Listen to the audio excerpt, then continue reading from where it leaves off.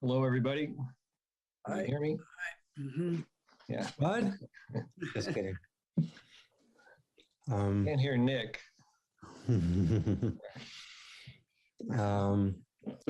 And is Elizabeth Waddy excused or? Yeah, she's absent. Okay, excuse me. All right, let me pull up my documents and we can get started.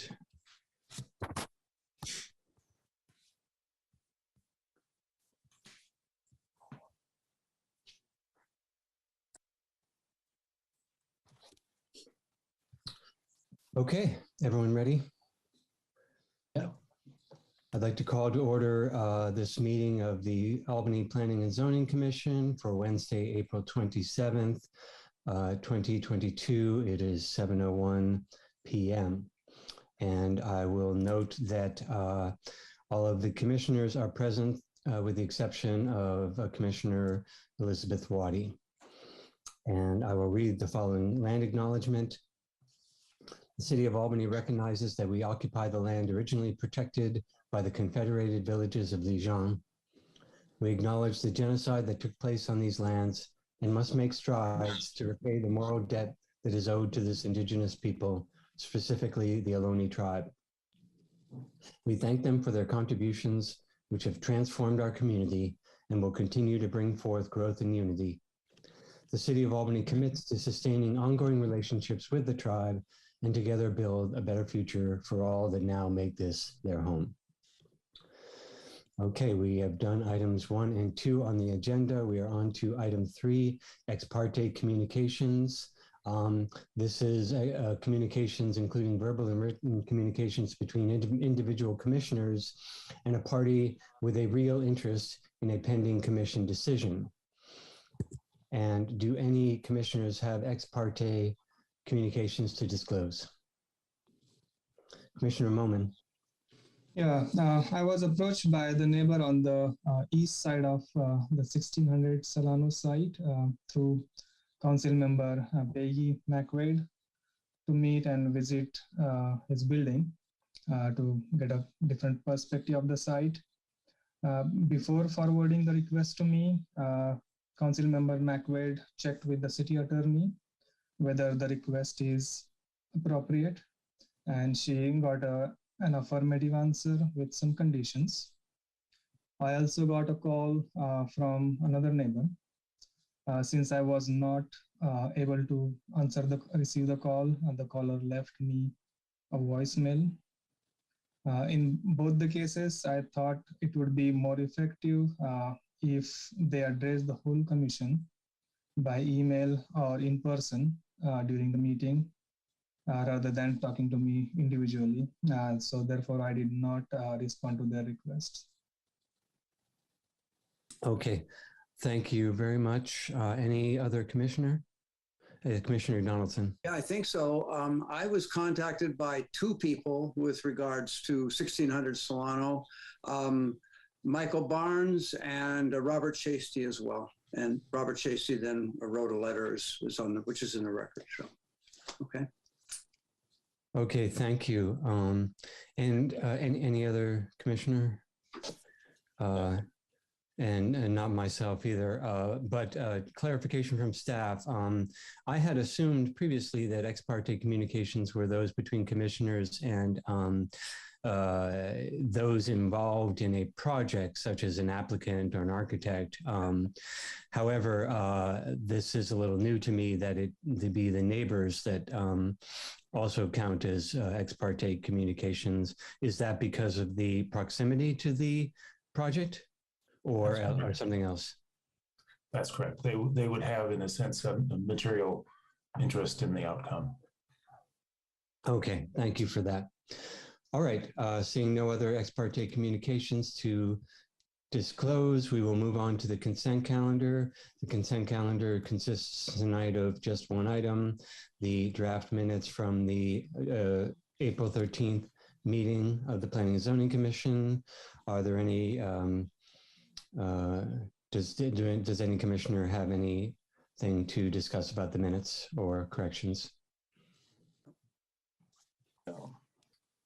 Seeing none, do we have any members of the public who would like to comment on this item? Not seeing any hands raised.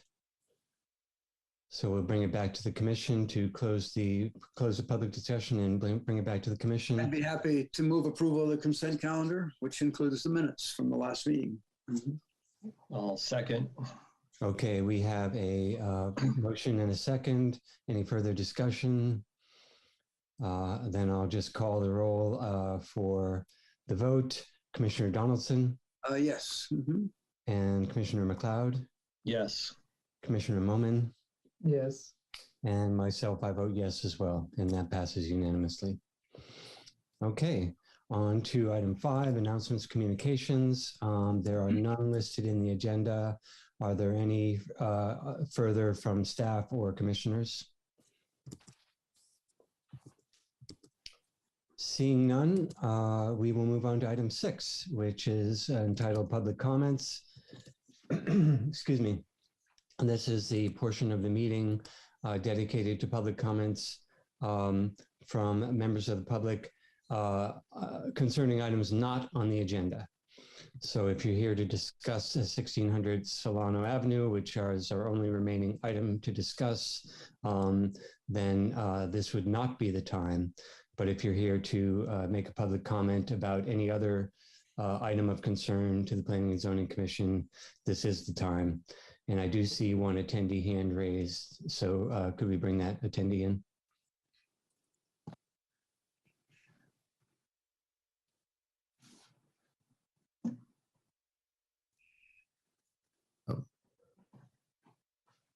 You will need to unmute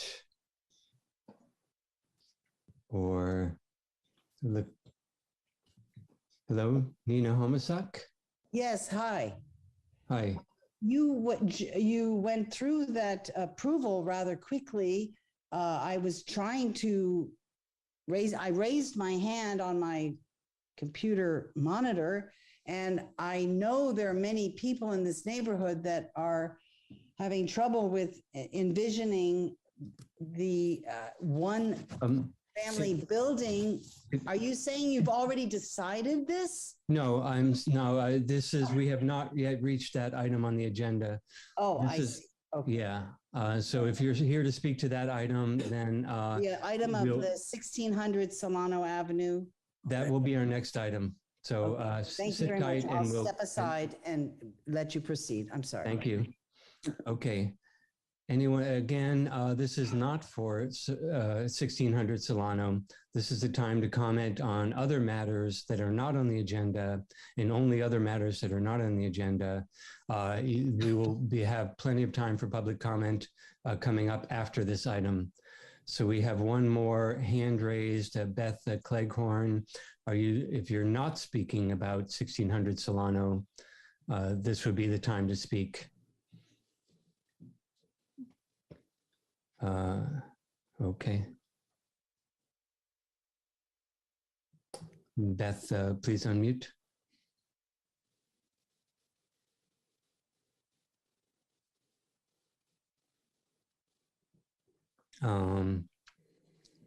Beth, perhaps you're having some technical difficulty, or you did not mean to raise your hand. We follow the prompts to unmute on your computer.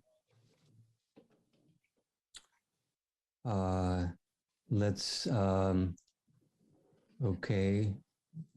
Beth, are you able to see? Let's try Karen. Okay.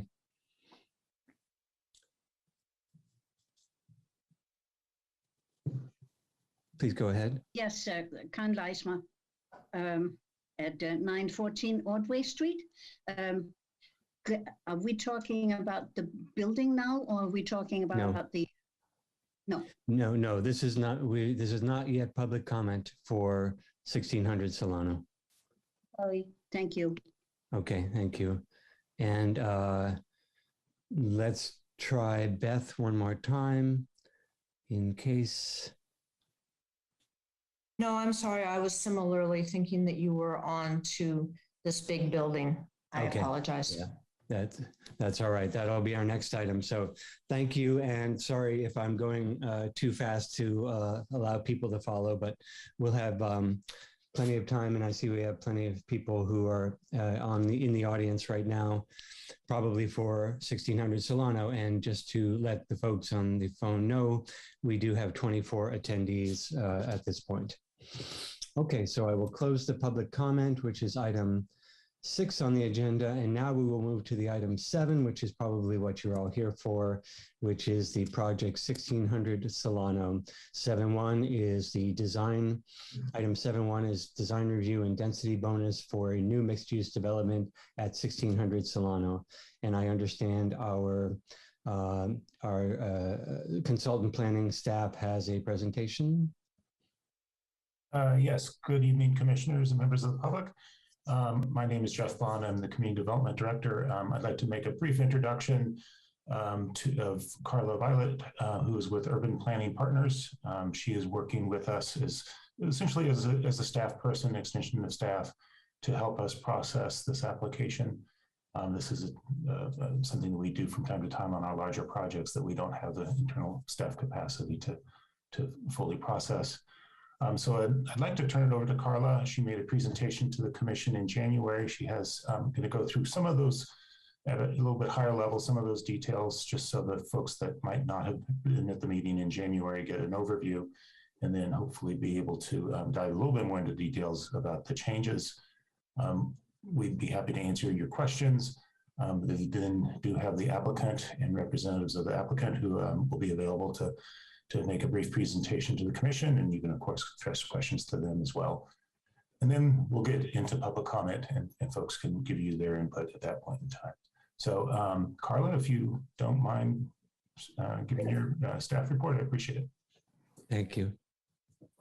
Absolutely. Thank you for the introduction. Before you tonight is the design review, density bonus, and conditional use permit for the project at 1600 Solano Avenue. As part of your review, we've included the resolutions for action for you to consider and forward a recommendation to City Council on the entitlements. Jeff kind of already gave an overview of our agenda this evening, so I won't go over that, but let's dive in.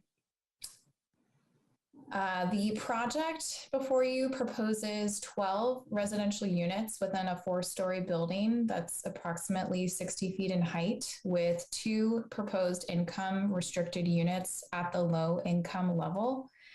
And the ground floor would include 2,753 square feet of medical services. That's slightly less than what was previously shown at the last study session. And there would be 27 bicycle parking spaces and 2 off-street parking spaces.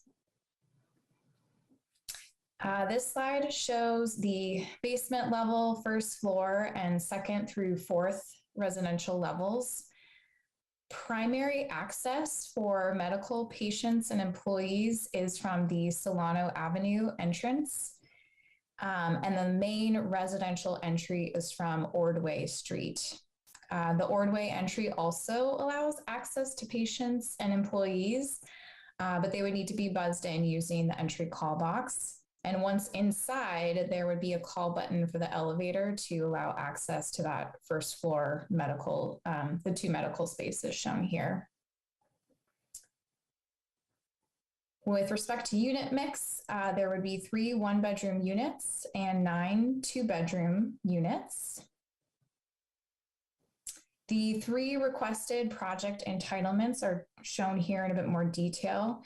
The first is design review for reviewing the site and building design, and density bonus is the second, which allows the developer to build additional dwelling units above what is permitted at the local level and obtain flexibility in local requirements in exchange for building affordable housing.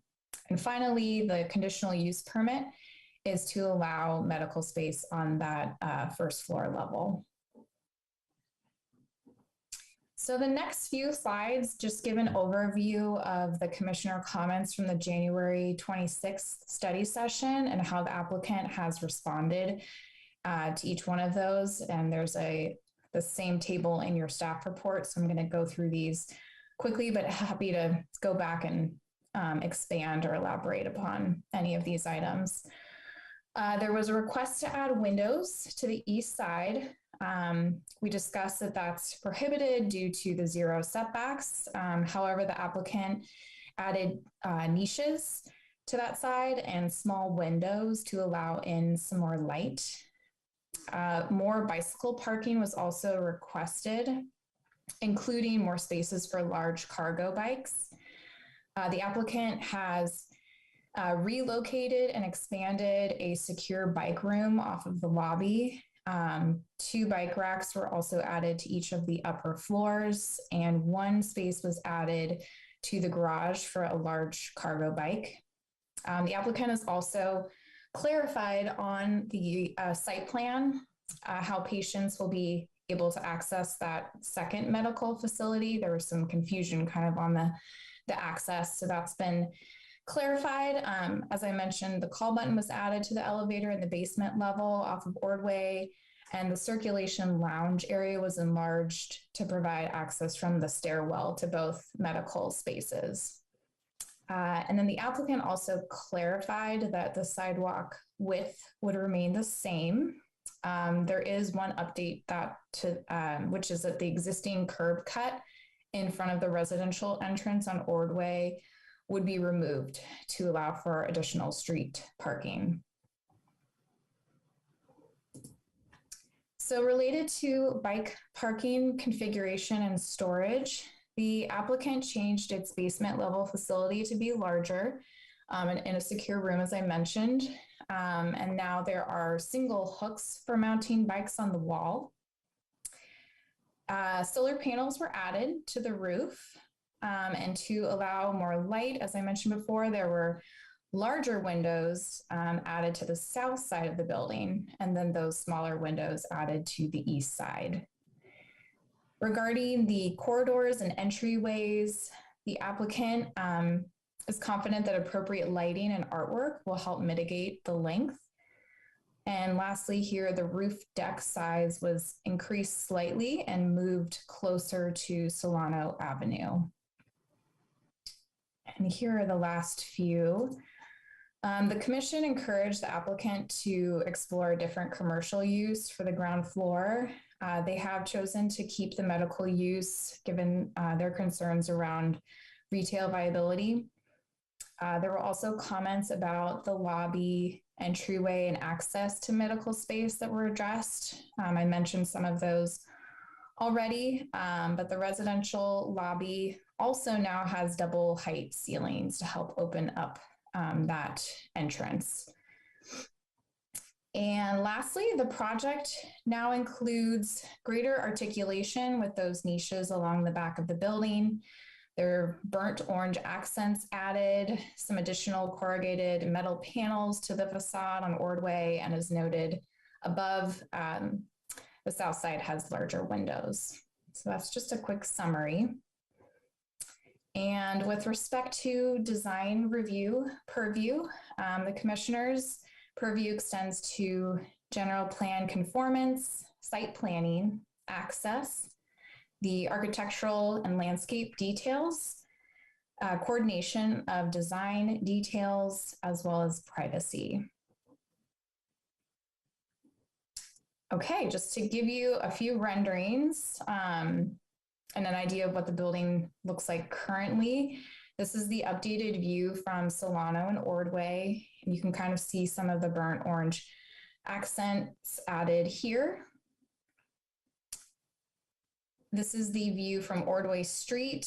I mentioned before that some of the facade has been changed to add the corrugated Morin metal panels. And this view is from the south side of the building. There are larger windows added here. And finally, finally, the view from the east at the back of the building, you can see those niches that were added. And again, that kind of burnt orange accent color with a little more visual interest. All right. I seem to be skipping ahead here. There we go. This slide shows the roof deck space, and this was increased slightly in size. There's also one larger balcony that counts towards the city's open space requirement. So overall, the applicant has proposed just under 1,000 square feet of open space, and they are requesting a waiver given that the requirement is 3,600. All right, let's move on to the state density bonus law information. Solano Commercial Zoning District density, the standard is 63 units per acre. And with that in mind, this project could accommodate up to 8 units. The applicant is requesting a 50% density bonus to achieve 12 units. And in exchange, the project proposes 2 units on site affordable to low income households. And I won't go into too much detail on this slide. I know that this information is in your staff report, but staff did consult with the city attorney as to whether the density bonus waivers and concessions would apply to commercial requirements of the project. And this is not expressly prohibited in density bonus law. So in summary, it would be difficult for the city to make defensible findings to deny the concession and increase required parking. So I can come back to this slide if needed, but I'm going to continue on to concessions. Just as a reminder, a concession is a reduction in site development standards or a modification of zoning code or architectural design requirements. Other regulatory incentives, which result in identifiable and actual cost reductions. So this typical examples would be the reduced parking requirement, as in this case. And it's determined by the affordability provided by the project. There are 2 low-income units, as I mentioned, so 25% affordability. So under the law, 3 concessions may be granted. And I apologize because the staff report had said only 2, but 3 are allowed.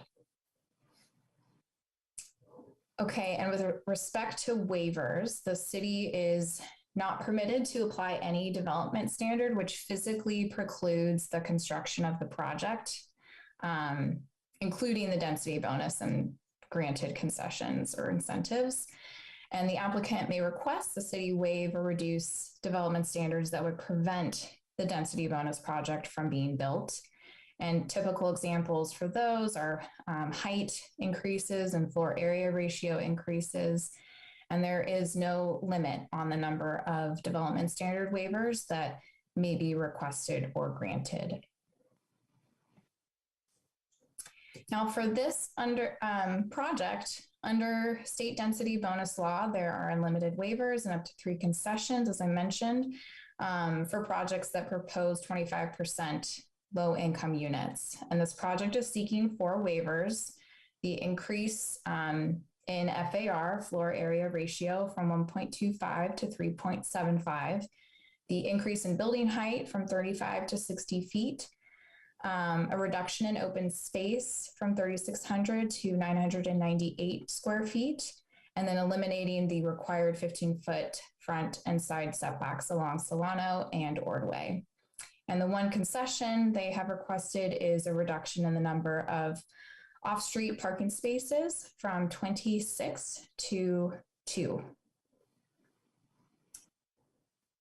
Okay, and how occupancy works, just as a reminder, the project sponsor manages the full affordable unit process on all their projects. Housing availability listings are posted and stipulate income requirements. Applicants are screened to make sure they are income qualified, and those qualified candidates are run through a lottery using a randomized computer program. With respect to bicycle parking, there are 27 parking spaces proposed, and this includes the 16 protected spaces off of the lobby and 1 cargo space in the garage. 2 protected spaces for medical patients and employees on that first floor level, and then 6 protected spaces total for residents on floors 2 through 4. And lastly, there are 2 outdoor bicycle racks located at the corner of Solano and Ordway. For vehicle parking, there are no spaces proposed for residential units, and then 2 spaces proposed for the medical services. So there's a total of 26 spaces required, and 2 are proposed. That did go down by 1 space because the medical space area reduced slightly. Okay, and this project is subject to the Housing Accountability Act, and that does limit the Commission's authority to substantially change the project as presented by the applicant. If for some reason the Commission were inclined to deny the project or require a dramatic change, such as a change in density, additional findings would need to be made, supported by a preponderance of evidence that identifies specific adverse impacts related to public health and safety. So those are, I'm sorry, I just covered those 2 slides in one. Related to public comment correspondence that we have received, there are a number of issues here, and I'm just going to go through each one quickly because we have reviewed all of these, and I know we have folks wanting to give comments tonight. So to make sure they know we've received their letters, some of the main issues that we've heard was a concern about the concession for reduced parking, the potential increase in congestion, questioning how the commercial component relates to the project's viability, safety issues at the project's intersection and at Peralta Solano Avenues. The waiver for the FAR and height was a concern, feeling like that was too much of an increase. The planning review turnaround time was commented as being too quick, and there was a request for more time to review the project and meet with the applicant. The design, a couple of folks felt that it was out of place with the rest of the area. A neighbor expressed concern about loss of view, sunlight, and air. And there were a couple questions about applicability of density bonus for mixed-use developments. So my hope is that this presentation has helped clarify some of these questions, but I'm going to move us along to CEQA, which staff prepared a categorical exemption under the requirements of CEQA per section 15332, which exempts infill development so long as it meets the conditions shown here. And the supporting documentation is included in attachment 11. And with that, I've mentioned at the beginning that there are 2 resolutions before you tonight, 2022-01, and that's related to CEQA determining the project is categorically exempt, and then resolution 2022-02, which would be the Commission's formal recommendation to City Council to approve the density bonus, design review, and conditional use permit for 1600 Solano Avenue. And that concludes my presentation. I am going to hand it back over to Jeff. I think he had a few closing remarks, and I can stop sharing if you'd like. Thank you, Carla. I just wanted to give the Commission an opportunity to ask us any questions now. Of course, you can do that later on as well, but if you have any preliminary questions, when it gets to Commission discussion, we do have a proposal about how to structure that, just so that the discussion stays focused, but we can put that off towards the beginning of your discussion. So maybe we'll just pause here before we invite the applicant up to see if you have any questions for us. It looks like we do. Looks like Commissioner Donaldson is first in line. Sure. Let's see, am I live? I think so. Okay, yes, I am. You said that the medical offices had 2735 square feet. My reading of the plans shows 3,053 square feet on sheet AO3. I don't know what you say about that, or maybe when the applicant comes makes a presentation, they can talk about that. It looks to me like that's off. Yeah, I think that was missed. That should have been corrected. It was corrected on sheet, like the front page. But I do think that was just a missed. Okay, so the proper number then is 2735? Correct. Thank you. Okay. Sure. And I've a couple other questions. We had some letters from a person named Lawrence Johnson alleging that this project is being reviewed under the wrong part of the density bonus law.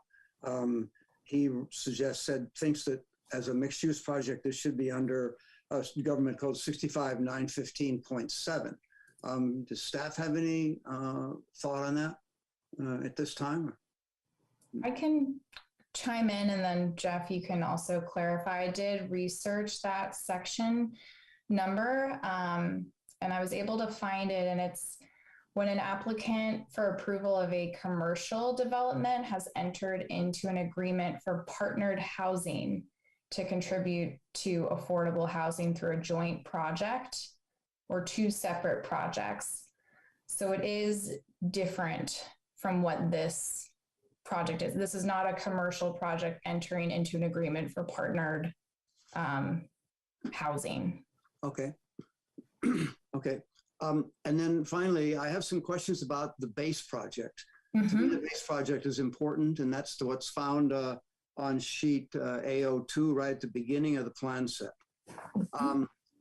The base project the base project they develop here is like the starting point that shows what Albany would allow on this site. Uh-huh. And in this case, they've developed a base project that calls for 8 studio apartments, and then the density bonus of 50% gives them 12 apartments. Mm-hmm. How can they go from proposing studio apartments, which are very small, to proposing 1-bedroom and 2-bedroom units, and which are much, much larger? I think there's a problem there. And if the applicant wants to build 1- and 2-bedroom projects, then conversely, why isn't the base project based on what the developer wants to build 1- and 2-bedroom units? And then the other question I had in the base project, it looks like the staff excluded the basement from the FAR and I'm wondering why you did that. No calculation has been provided on that. I mean, in our last meeting, we had a project that where there was a significant calculation to determine whether they could would have to include their basement improvements in the FAR or not. In this case, I don't know the answer to that, and I didn't see any I wonder why I didn't see any calculations in the report as to why whether the basement of this project, the lower level, could or could not be included in the project. And then finally, my other comment in the base project relates to the dental office or the medical office, the offices. In the base project, it's 872 square feet. And here now you're saying they've expanded it to 2735 square feet. And I wonder how that can happen and why, where in the density bonus law does it say that they can do that? Does the density bonus apply to these commercial uses? I think the law focuses exclusively on bonusing for residential uses to get affordable units. So anyway, those are my questions, or I suppose concerns anyway, right from the get-go. I really have trouble reconciling the base project with the plans that we've been presented with. Okay, so it sounds like you weren't looking for answer to those questions, or Those are more comments, They can answer or- them, if they can answer them, if staff can answer it, that'd be great. I'm not sure that it's all been researched, and I think it probably needs some research. If staff can answer that, I'd be Yeah, happy. I heard three separate questions. Does staff want to tackle them? Well, really quickly, I did just want to clarify that housing development in state density bonus law, it means a development project for 5 or more residential units, including mixed use development. Right. So it doesn't, exclude the commercial or other, whatever that component of the mixed use development is.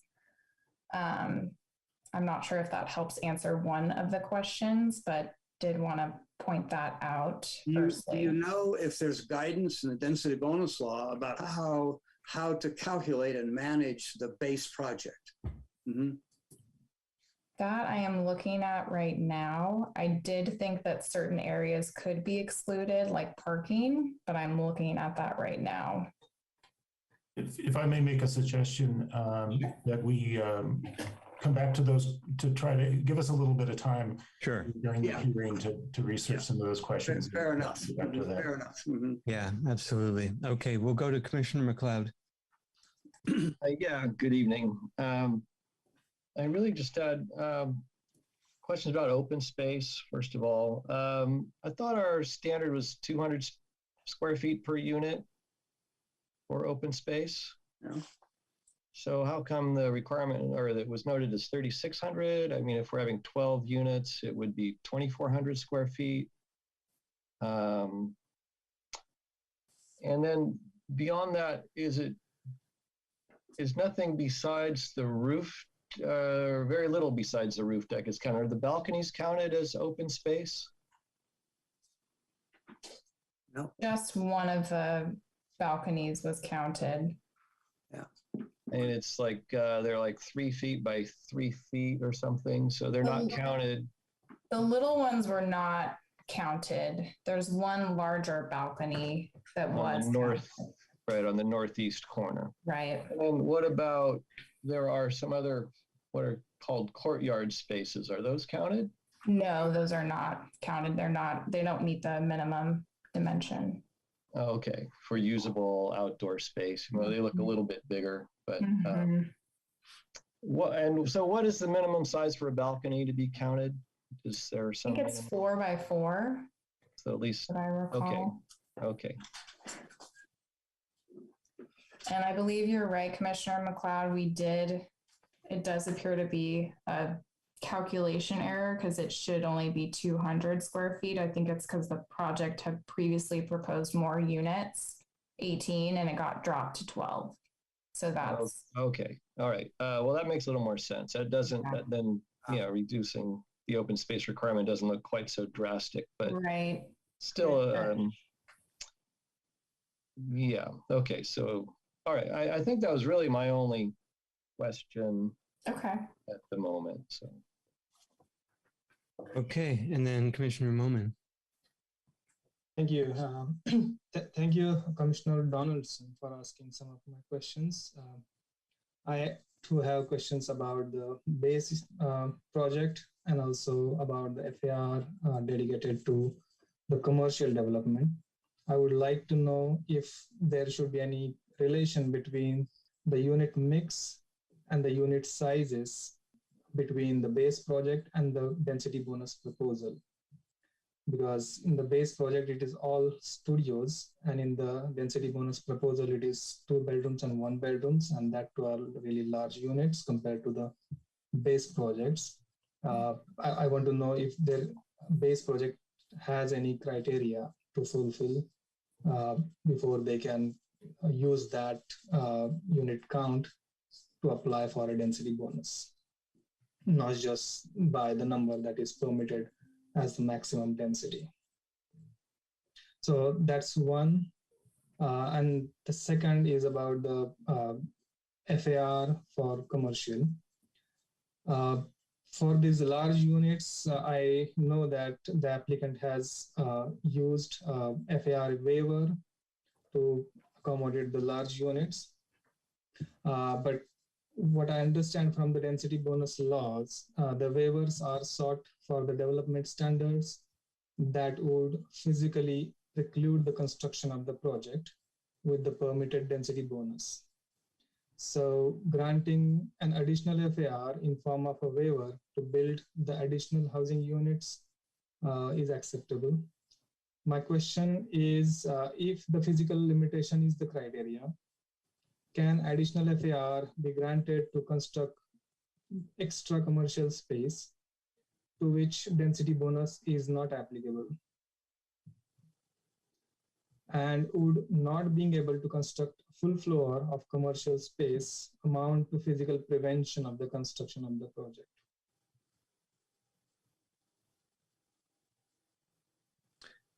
Are you able to address those questions? I can take a shot at it, and Carla, please feel free to jump in at any time. First of all, the density bonus law is very complex, and it doesn't address some of your questions point on.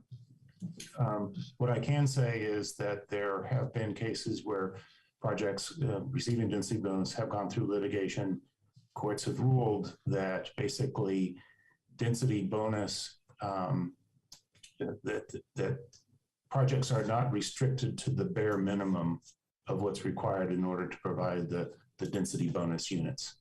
And as an example, a recent case that is perhaps applicable in a couple different contexts here is a case out of San Diego. It was published just a couple of months ago. It's called Bankers Hill versus the City of San Diego. In that case, it was a larger building. It was 200 units or something near Balboa Park. And the developer used density bonus. I'm not sure if it was a waiver or a concession, but used that in order to build a larger courtyard, a larger courtyard than was required by the city. And the State Court of Appeals upheld the city's approval of that, saying that the density bonus law didn't limit the city to just the bare minimum of what's required in order to create the mandated number of units. So I think that may come up as we're talking about parking and commercial uses and so forth, but that's just one example. And the other underpinning to all this is if we do something that we want to limit the size or scale of the project in some way, we have to come up with the findings and the analysis to support the conclusion that whatever we're doing makes that project economically more feasible for the developer. So that's maybe a high bar in some cases. We can talk about that later on towards the end of your discussion as you're giving us direction on how to proceed. But I just thought I'd mention those two things right up front. Any other questions? No, that's it. Thank you. Okay, very good. And I don't think I have any, maybe I do have one question, and it's actually if Carla Violet knows, perhaps she can answer, but it was about the parking area. Mm-hmm. There's in the motor vehicle parking area, there's a space dedicated to bicycle parking with trailer. Mm-hmm. But there are two vehicles parking spaces, one ADA space with space to the right, presumably for ADA access, Mm-hmm. between the two motor vehicle spaces. And there's some space to the left, which seems to be simply open space. Mm-hmm. Okay. And I just wondered if the applicant had thought about putting bicycle parking there as well. I think it's something we can definitely ask them. That's not something I'm sure if they explored or not. Okay. All right. So maybe that's, we can bring the applicant in when we have more of the discussion. Okay. Okay. Any last questions before we go to public comment? just one thing about the base calculation that Commissioner Donaldson had raised, and I'm not sure if this is helpful or if this is more redundant, but just to get back to kind of the calculation determination. So we looked at the square footage of the site, which is a little over 5,000 square feet, and that converts to 0.12 acres. And then the calculations, for density bonus, or for Solano Commercial Zoning District is the 63 dwelling units per acre. So it's multiplying 63 by 0.12, which gives you about 7.4. And then per the law, you round up. So that's how we got the 8 units, just in case folks in the audience weren't aware of that calculation. But to my knowledge, the law does not explicitly state that just because the base project was studios, that they would have to then, have that same unit type for the density bonus project, if that makes sense, because they're basically permitted to go higher. They can just base it off of the units. If they're doing that 50% and adding 4 units, they can kind of do with it how they want. I don't think the law really gives specific guidance on limiting what types of units. If that helps at all, it's probably not the information we want to hear, but that's. Yeah, I think that's my interpretation as well. Is units are kind of a funny thing. It can be a studio or a 3-bedroom. Those are all units. So, yeah. All right. Well, thank you for that. Sure. And if there's nothing further, Mr. Bond, did you have something? I just wanted to see if you wanted to invite the applicants up briefly to give a presentation, or do you want to wait till after public comment? Oh, sure. Well, let's see. That would be fine. Why don't we give the applicant a chance to address my question or give any presentation they might have.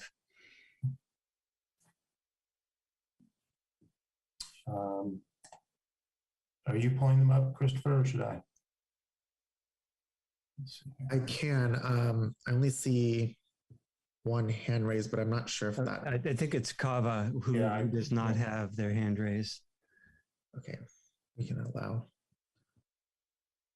Oh, okay. There, Kava's raised. Yep. Their hand. All right. Please go ahead. Okay. Hi. Good evening. Commissioners, Mr. Bond, Violet, Miss Violet. It's been pretty well explained, the project, and we also had this study session a couple of months ago that we went through the entire thing. We did our best to address every possible issue that was brought up by the commissioners and the public, the neighbors, and thank you for that, because it did, in our view, improve the design, and it is probably a better building and a more livable one. So I appreciate that very much. And I don't really have a whole lot to add, given that Carla's presentation was as thorough as it was. And because there are a lot of people waiting to speak, maybe we'll respond to things as opposed to offer more redundant information. Thank you. Would you care to address my one question about the space to the left of the ADA motor vehicle space? That could totally go to the parking space for a bike with a trailer. Yeah, no doubt. Yes. Okay, great. Thank you. All right, thank you for your comments. We'll go ahead then and go to public comment. Please do raise your hand if you're here for public comment. I'll note that there are currently 26 attendees. please raise your hand so I can get an idea of how many people want to speak, and then set the time limits accordingly. Okay, the number of hands is still going up. I'll give it a moment. And okay, all right. Well, this is, so I see 13 hands so far. Let's give everyone 3 minutes because I know this is an important project and people do want to weigh in on it. But I will ask that if you are agreeing with another commenter, another member of the public, and have the same points to make, that you simply state that and not restate all the points so that we can make the public comment as efficient as possible and have as much time as possible to discuss the project. But we'll give everyone 3 minutes and go ahead and let the first member of the public in. Okay, first speaker, Robert Chasty. You have 3 minutes. Go ahead. Thank you, commissioners. Can you hear me? Yes. So the basic problem with this project is it's trying to pour 5 gallons of water into a 3-gallon jug. First is the problem of waiving all the parking for the medical offices. At the study session, the request was for roughly 3,250 square feet of medical offices, and that would mandate 17 parking spaces at the required 1 parking for every 200 square feet.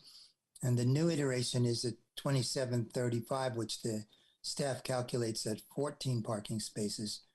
And that's roughly the same project that was once approved years ago, but was not built as impractical because the owner didn't want to provide the parking spaces.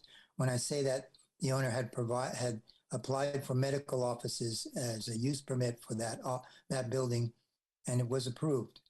Well, now the same project is trying to be presented as a housing project. The housing project is being used to support the commercial use, and that's not how the new state law works, the Housing Accountability Act.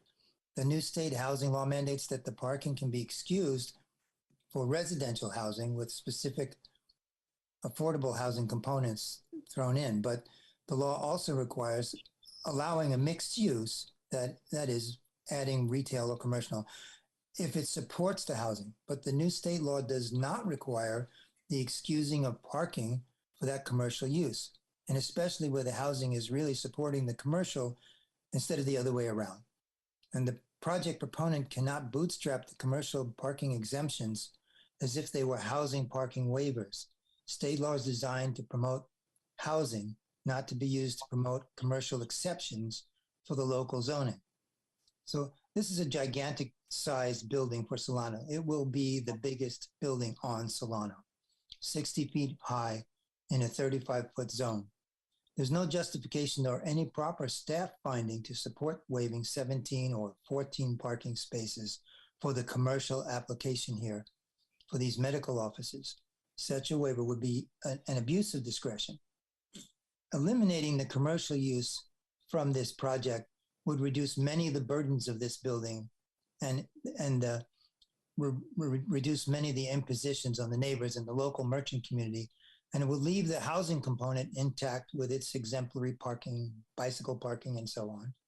So that this project is a massive departure from our general plan, the Albany general plan, and the zoning codes we have.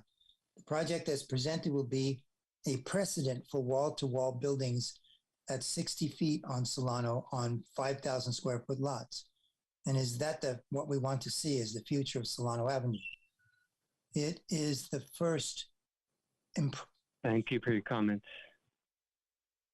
Okay, I'll stop. Next speaker, please. Let's see, next speaker, you can go ahead and speak, 3 minutes.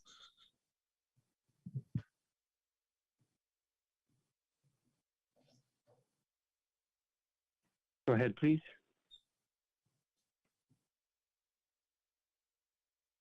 I see a Moto G Power 2021. Are you, if you're speaking, we cannot hear you. You might, maybe, are you double muted? muted from a telephone. Can't tell. Okay. Why don't we come back to that speaker and take the next one? Yep. Next speaker, Clay Larson. You have 3 minutes. Go ahead. I sent a letter to the commission in which I noted that the city attorney's opinion that the density bonus concessions could be applied to parking requirements associated with the commercial portion of a project is simply incorrect. The government code here specifically requires that commissions must provide reductions in affordable housing costs, not project costs, affordable housing costs. The statute specifically describes concessions for parking and reference reductions to the ratio of vehicular parking spaces that would be otherwise required, reading directly from the government code. In the context of the rest of the density bonus law, this clearly refers to the parking ratios required for residential parking. The city attorney seems to rely on the fact that there's no express prohibition of the use of density bonus concessions on the commercial portion of a project. And there's a maxim apparently in Old English law that says that everything that's not forbidden is permitted. I don't think that applies here. The state density bonus law entitles developers to certain specific benefits, including regulatory concessions, but these must clearly be linked to reduction again in the cost of the housing. That's the plain English language meaning of the statutes. That's how the law should be interpreted. I have a little more time. Actually, during the last study session, I asked a question that was never answered. The staff report says, and has continued to say, to describe a 15-foot front setback requirement on Solano commercial parcels, but there's no such requirement. I did look a little more thoroughly. There is a 15-foot setback requirement for something called a professional overlay district, but as my good friend Ed Fields pointed out, Solano commercial isn't part of that district. Finally, I got a remark on the exquisite sensitivity I've seen from folks when it comes to the impact of a 60-foot tall building in Solano. We don't see this in San Pablo Avenue. Here we're developing a so-called specific plan that would permit by right buildings as tall as 80 feet. That's before density bonus. We obviously treat the two streets differently, even though the impact on the surrounding neighborhood is going to be the same. Thanks. Thank you. Next speaker, please. Next speaker is Julie Baller. You have 3 minutes. Go ahead. Can you hear me? Yes. Oh, thank you. My name is Julie Baller. I want to thank the members of the commission for the opportunity to speak tonight. I'm a family medicine and public health doctor, and I've been privileged to live in Albany for 39 years. I've submitted a letter covering a number of issues, but tonight I want to address what seems to me an important one, which is discrimination against the handicapped, the frail elderly, and families with young children. I think this project fails to provide accommodation that they will absolutely need to access as services in my personal experience and my professional experience as well.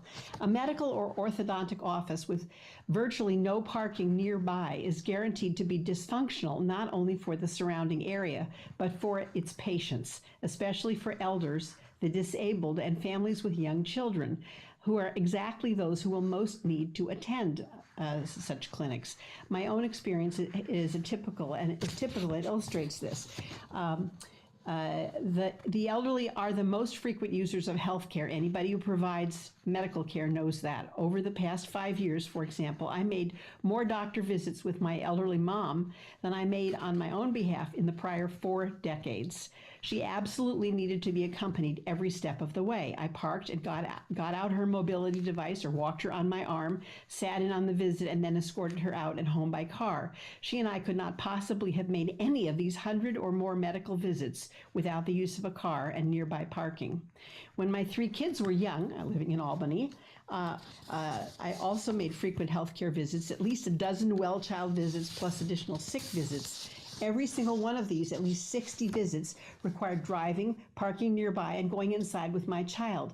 No 5-year-old just gets dropped off at the doctor's office, and it is a fantasy to imagine a parent biking their child, sometimes sick, sometimes for multiple shots, to the doctor and back. Then there was orthodontic treatment, as it happens for all 3 kids, starting at around age 9, with a total of probably about 100 visits.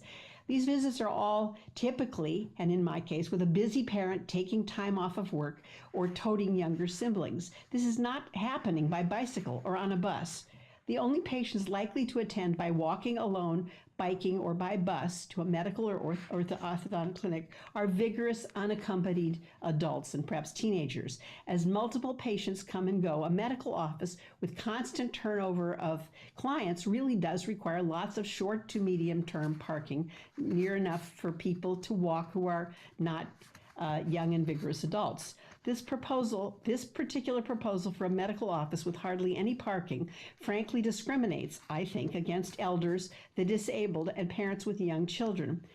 You know, in California, there's a long and unpleasant history of buildings that were deliberately or thoughtlessly built to discriminate against just these classes of people. And that's why there are laws in California against it.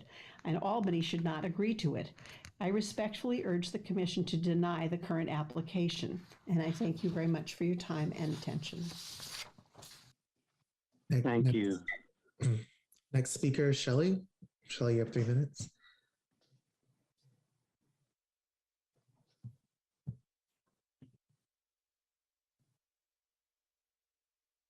Shelley, you're muted.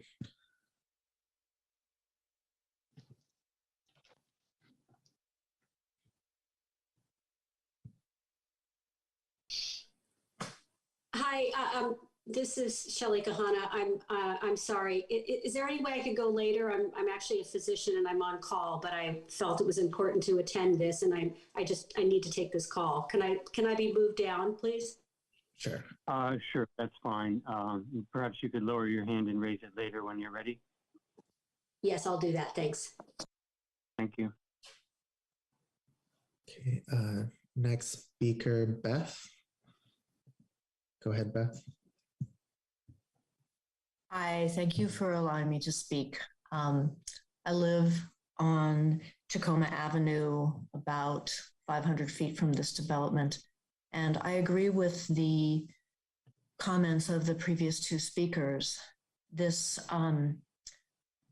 it sounds to me like all of these things, which are just exponential increases in density and exponential decreases in parking for this building, are all completely legal. And I think that's very unfortunate. The parking pressure on my street, Tacoma, already is enormous. And I agree with Ms. Baller that this is only going to increase. People are not going to be able to find places to park, and it's going to be very difficult for everybody. They're just not going to be able to find places to go. And the other thing is, I'm afraid that the mentioned trying to drop people off perhaps is going to increase the propensity of people to do a U-turn in that wide entry into Tacoma Avenue, an incredibly unsafe thing to do. And I think that that is something that should be considered. I don't believe that this building currently with its parking belongs here. Thank you. Thank you. Thank you. Next. Next speaker, Simon. Simon, you can go ahead and speak.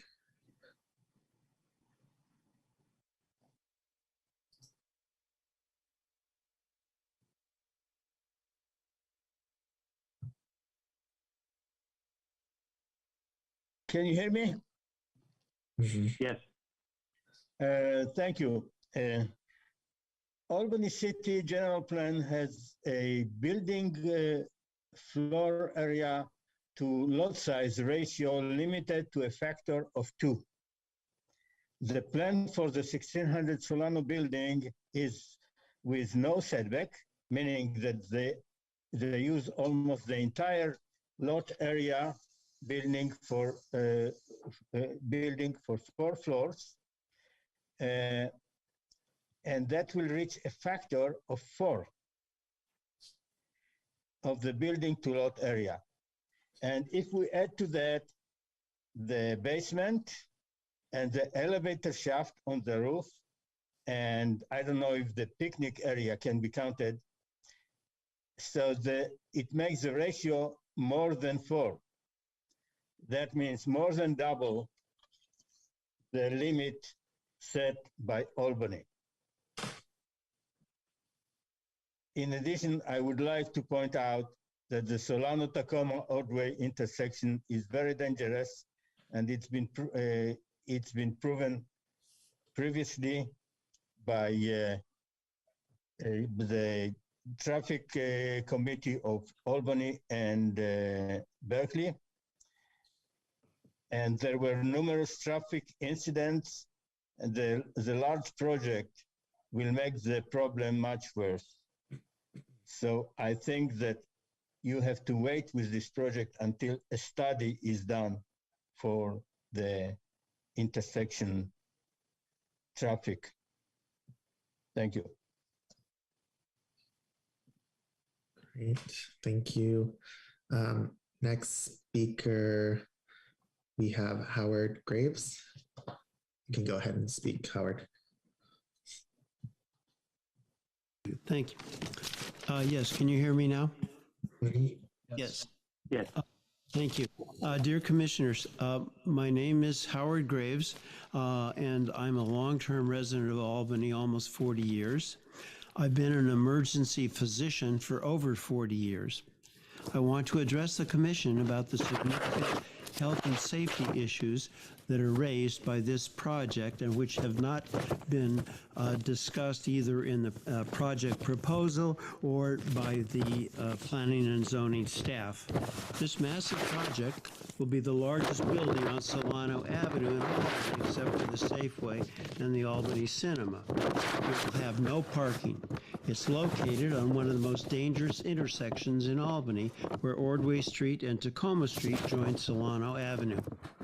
According to the 2020 California Highway Design Manual, this intersection has multiple geometric features that are undesirable and increase the risk of collisions, including very poor sight lines, especially for left turners off Ordway Street, who have to block the pedestrian crosswalk to even turn left onto Solano Avenue. It has irregular approaches and irregular intersection angles, and it has long pedestrian crossing distances. These are very serious problems that are accentuated or highlighted by the State of California Highway Design Manual. I can tell you that pedestrian auto collisions typically cause serious or fatal injuries. As an emergency physician, without a careful study and resolution of these health and safety issues caused by this project, I believe that the city of Albany would run the risk of serious liability with injury accidents at this site because of poor design and failure to contemplate what a huge project like this would do to traffic and pedestrian safety. I strongly recommend that the current building application be denied until these serious health and safety issues can be resolved. They've not been discussed, they've not been brought up by the applicant or by the planning staff, and this is an emergency for Albany. This could cost millions of liability, and I can tell you, this is a very dangerous corner. Thank you very much. Next speaker, we have Beth again. You can go ahead and speak, Beth.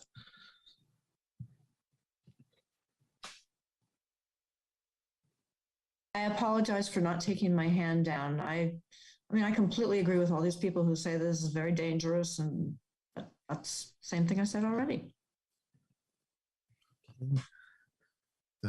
Next speaker, Catherine.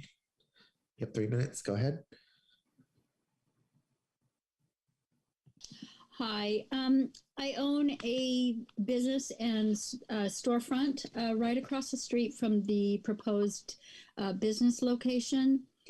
Currently, I can vouch for the parking at the current, with the current building already in place, that parking is already overwhelmed.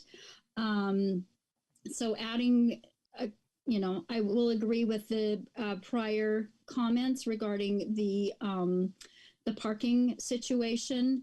I will also vouch for it being a dangerous intersection. In fact, there was just an accident last week, and because of the confusing directions for that intersection.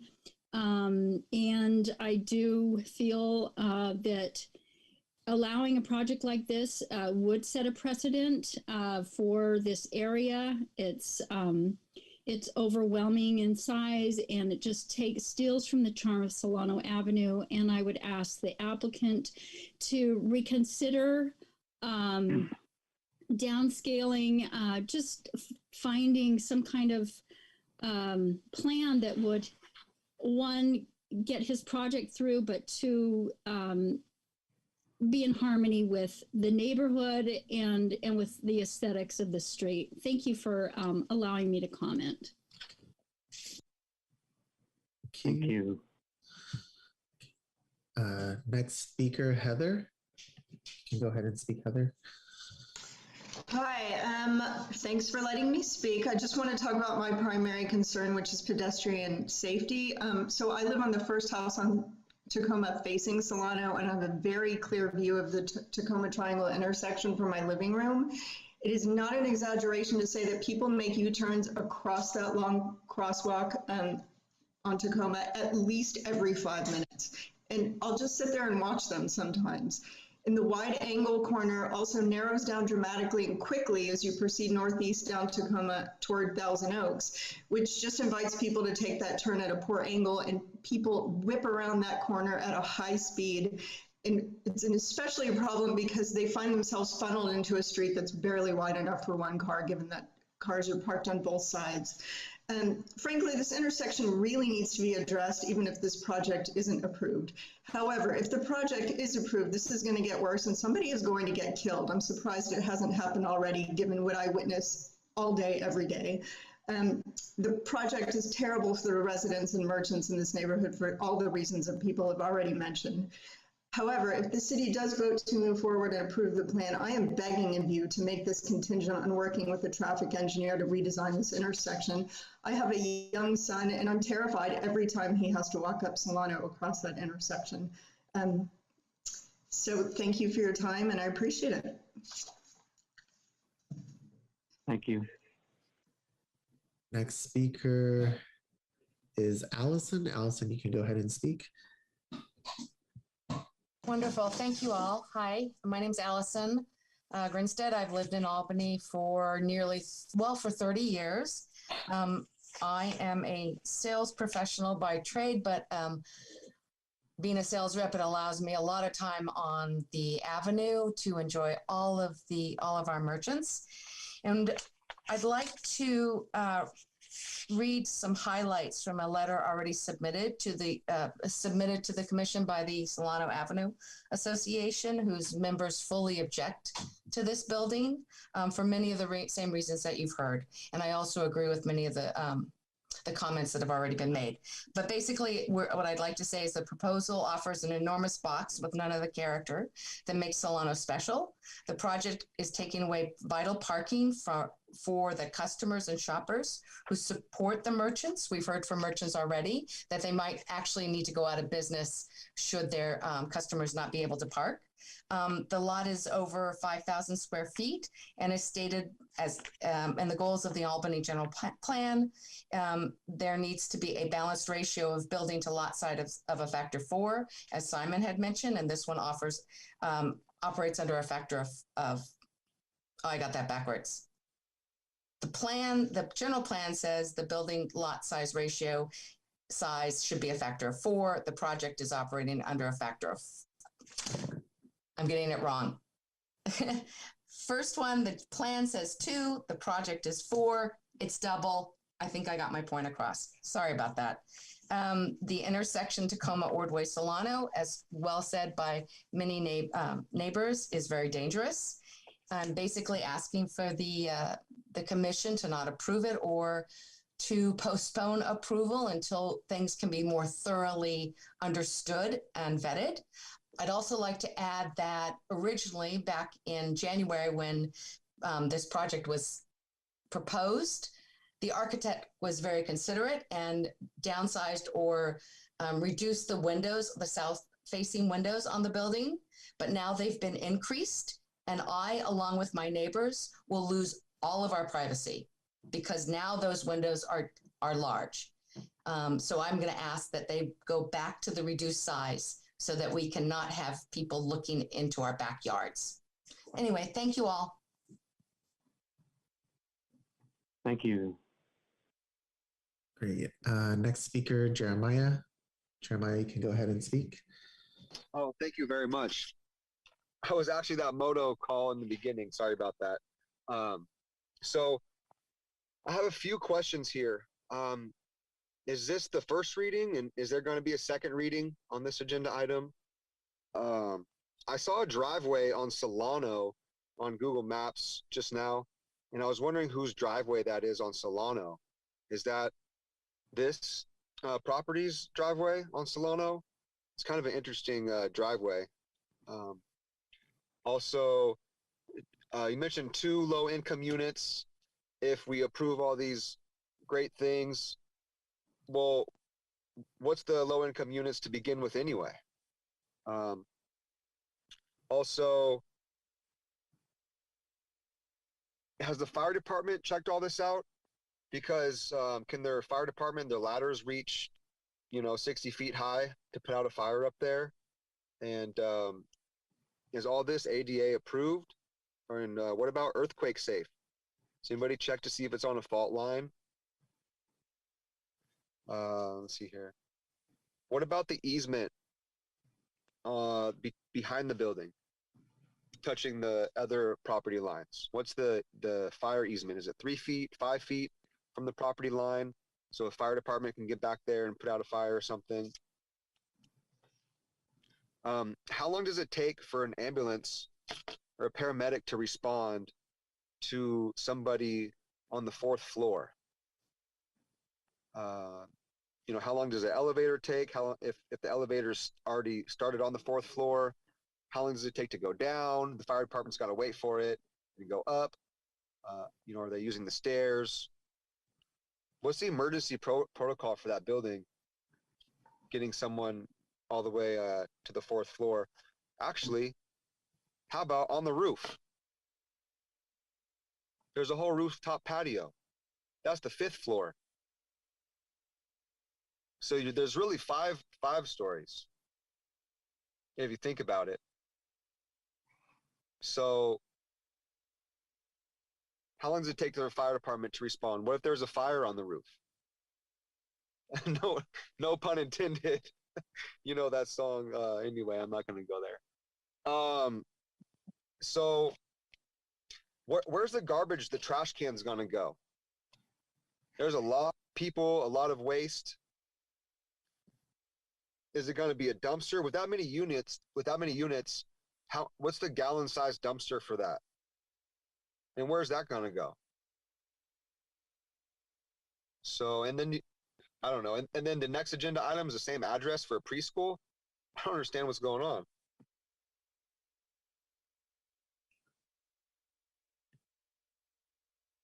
Thank you. Your time's up. Okay, last speaker I'm seeing, David. David, you can go ahead and speak.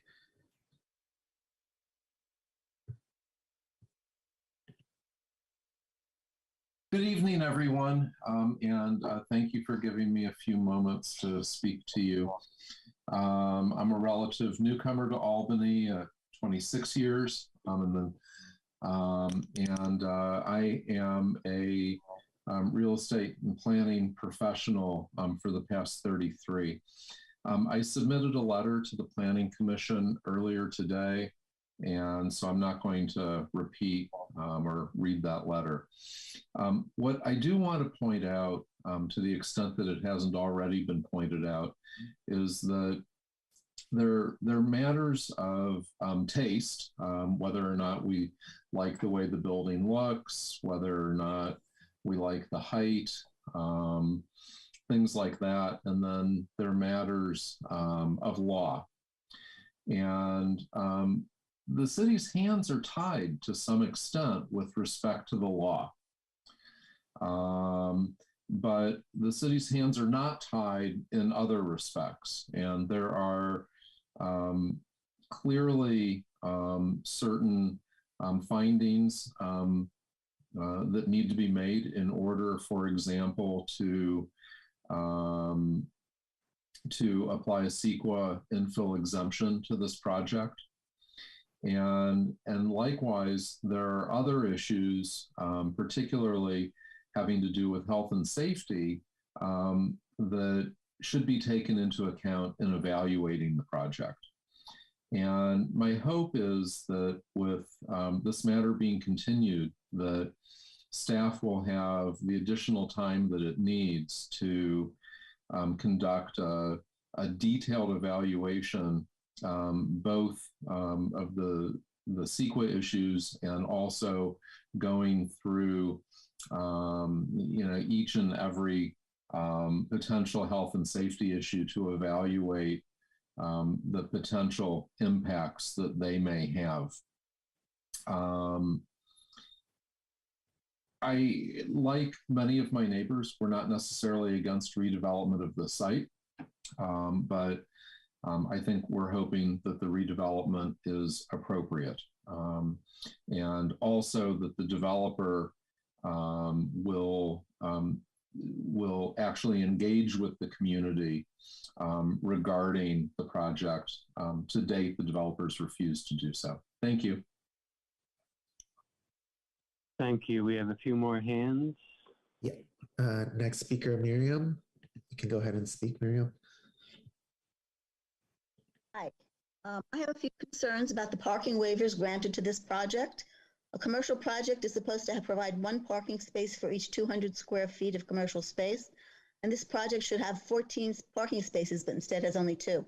The project is proposing a medical office that provides virtually no parking for the patients attending the office, and that seems absurd to me. A medical office that will not provide parking for patients seems to be a clear violation of the ADA. You are forcing disabled, handicapped, sick, and physically challenged people to search for parking in an area where no parking exists. And if a van used by a disabled person needs to pull up and double park near the medical office while the patient is exiting the van, this creates an additional hazard for both vehicles and pedestrians. The parking situation in this area was well documented in the Albany Complete Streets document, Appendix B, May 2019. A parking survey completed in 2015 shows the following parking availability in the area. On the east side of Ordway, where the project is situated, there is only 95 to 100% of occupancy during peak hours. 95 to 100% occupancy right in front of the building. On the west side of Ordway, there is 85 to 95% of occupancy rate during peak hours. And on Solano Avenue, between Peralta and Ventura, which is the 2-block area around the proposed construction, there is an 85 to 95% occupancy rate during peak hours. That's going to make it very difficult for anybody with a disability to find a place to park. There's essentially no available parking available in the area for anyone wanting to access medical services, and certainly no provisions made for persons with disabilities. You're granting 12 parking waivers for commercial medical space. I don't see any justification for providing a waiver for medical parking.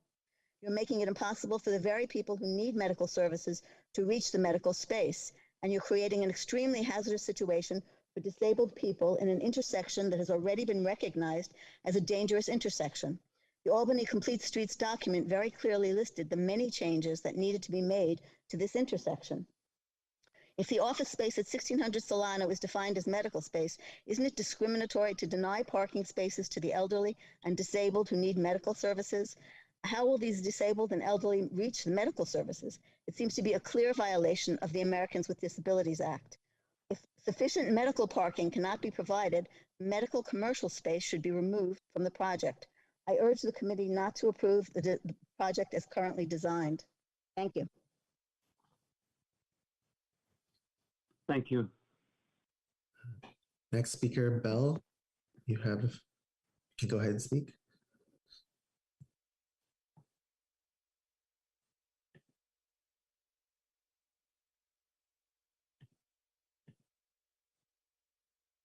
Hello?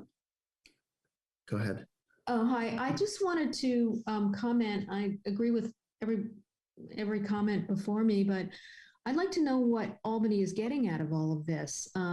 We seem to get too low income. No one's ever given a amount of what low income means. There may be some formula, but I've never heard of any. And in exchange for those 2 units, which was no real sacrifice for the developer because he's removed the parking spaces where his office is supposed to be, we now have maybe as many as 20 more cars on the road. And 20 cars would be, I would think, about 1 whole block of parking that the neighborhood has to absorb. So not only does the neighborhood have to absorb the parking that really belongs to that house, but you're going to have many more cars driving around and around on the blocks looking for parking, people who already live here. So the developer gets 10 expensive housing to make up for the 2 that he won't get that much money for. He loses nothing. He gives the community nothing. He gets office space in the building that was supposed to be for parking. He makes the area more dense, more noisy. And these bicycle racks, I recall in the last meeting, everyone said, oh, great, there's going to be bicycle racks and people are going to get out of the cars. I've never seen any studies that suggest that bike racks and lack of parking will force folks to give up their cars. They need to get to Costco. They need to get to BART. They need to go grocery shopping. If they want to go to San Francisco, there's really no way to do that easily. And I don't see where the developer has offered the city anything. He's getting the benefit and the neighborhood is picking up the slack and helping him make a whole bunch of money. As you can hear, the neighborhood is pretty well against it. And I don't see any good faith effort in offering the neighborhood anything. And that's all I got to say about it. And I hope you'll consider that as you look further into the future. Thank you. Thank you very much. And I'll note that there's one other person who has a hand raised, Shelley, who's already spoken. Public speakers, we only allow to speak once. So we will not call on you if you've already spoken. Mr. Chair, I think that was the person who was a physician who was on call who asked to come back later. Oh, pardon me. Okay. Sorry about that. Yeah, then we will take Shelley next. Excuse me. Go ahead. Thank you. And thank you, Mr. Bond, for remembering that I asked to be allowed to speak later. I appreciate you listening to what I have to say. Briefly, the first thing is, as it has already been stated by many neighbors, that, well, first of all, I live on Ordway in the same block as the proposed development. And yes, that intersection, highly problematic, as already has been noted and has been noted by the city itself. It's very significant health and safety concerns there, especially with the, potential for that medical office to be an orthodontist office with children running in and out, crossing streets and getting to cars and parents circling around and all these kinds of things. I also want to say that, as the previous speaker just said, in exchange for these vast concessions that are being requested, pretty much exceeding every zoning code that we would have in our general plan, in exchange for all of these exceptions, we're getting 2 low-income spots, which, as far as I've never yet heard a true viable plan for how low income is even verified or enforced in any ongoing way. So it's not even clear to me that that is any kind of durable benefit that we're getting. And has already been said, we definitely need housing, but we need housing that is in line with the neighborhood, that's not going to set this precedent of Solano being lined with boxes and kill the small businesses that make this the vibrant, desirable community that it is. So yes, please, more housing, great, but not at all of these other expenses of the health and safety, as well as this, destruction of neighborhood and more importantly, even the small businesses that that are on Solano. And then lastly, I want to really agree with this just concern about this being a medical office and there being no parking for disabled other than the one spot. Well, actually not lastly, and then also the previously stated concerns about this density bonus being applied to this commercial space, and the city doesn't seem to feel that there's any room to, contest this based on the law. But I think some very good arguments were made, and I urge you to not approve this. Thank you. Thank you for your comments, and I believe that's everyone who's not already spoken. Again, we allow public speakers to speak once. I do see potentially one new hand. Okay. Okay. Go ahead, Jeff. Oh, I was going to say, Mr. Chair, we do have an email from a person who's saying that her hand is up, but she's not being called. This is Rena Rickles. I'm not seeing Rena on the list of participants. No. If that's someone on the phone, you can use *9 to raise your hand. There is a phone number that ends with 764. But I do see a Leila Casroville, whom I don't believe has spoken yet. Okay, you can go ahead and let Leila speak. Hi, can you hear me? Mm-hmm. Yes. Okay. Hi, this is Leila Castrovi. My husband and I own the building. We are the owners. I want to thank everyone tonight, the commission, Jeff, everyone else. I just want to make a couple of quick comments. This, as some of you know, has been a long project. When we purchased this building, we had so many visions, what we wanted to do. Mainly my husband, being the orthodontist, wanted to practice and, make this his dream practice. And unfortunately, because of, all the parking requirements, the project became economically not feasible. We tried, believe me, we tried.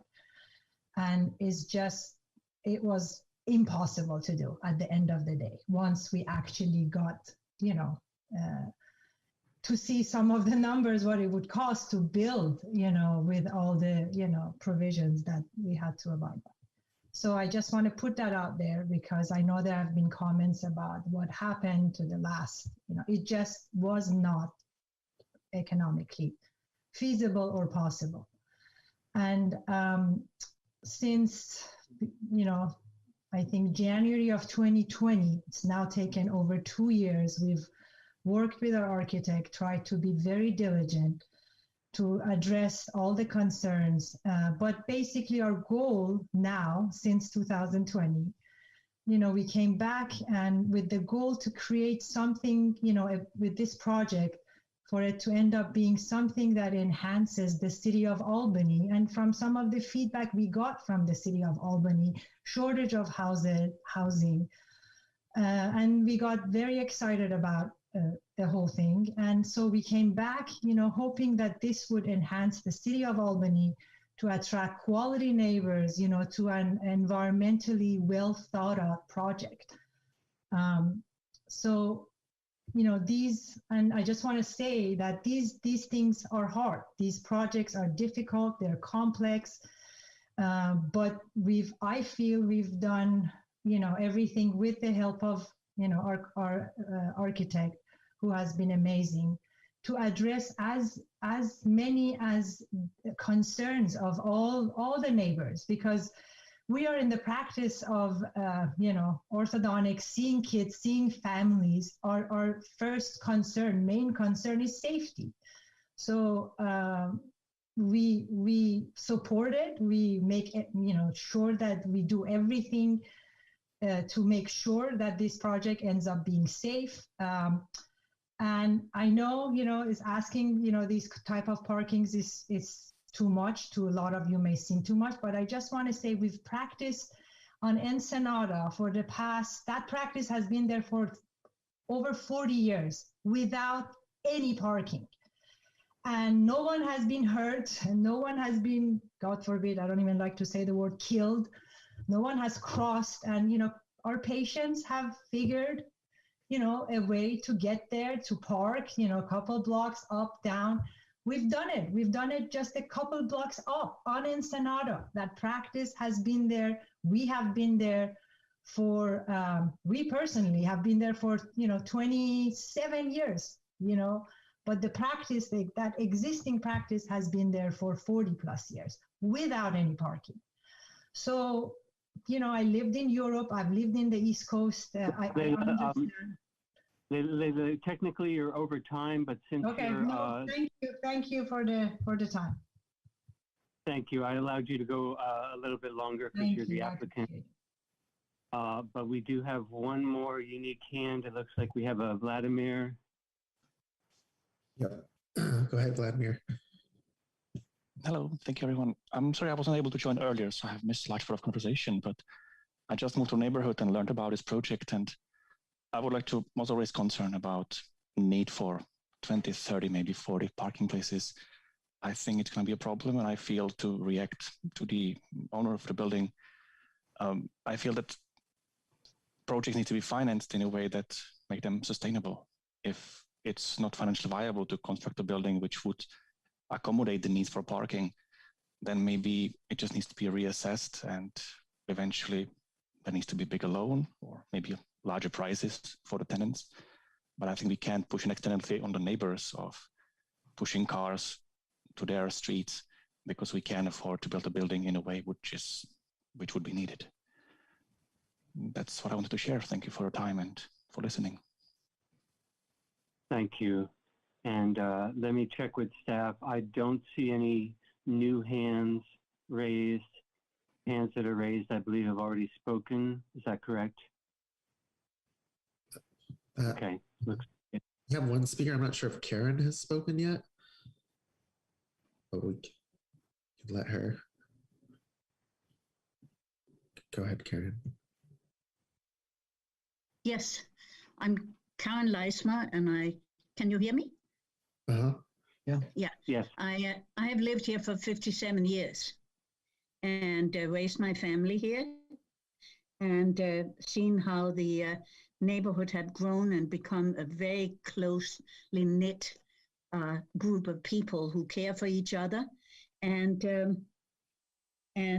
we really have a hard time with this colossal building at the corner, which is going to impact all of us in terms of health and safety and livability, as well as for the surrounding businesses and all of Albany, for that matter.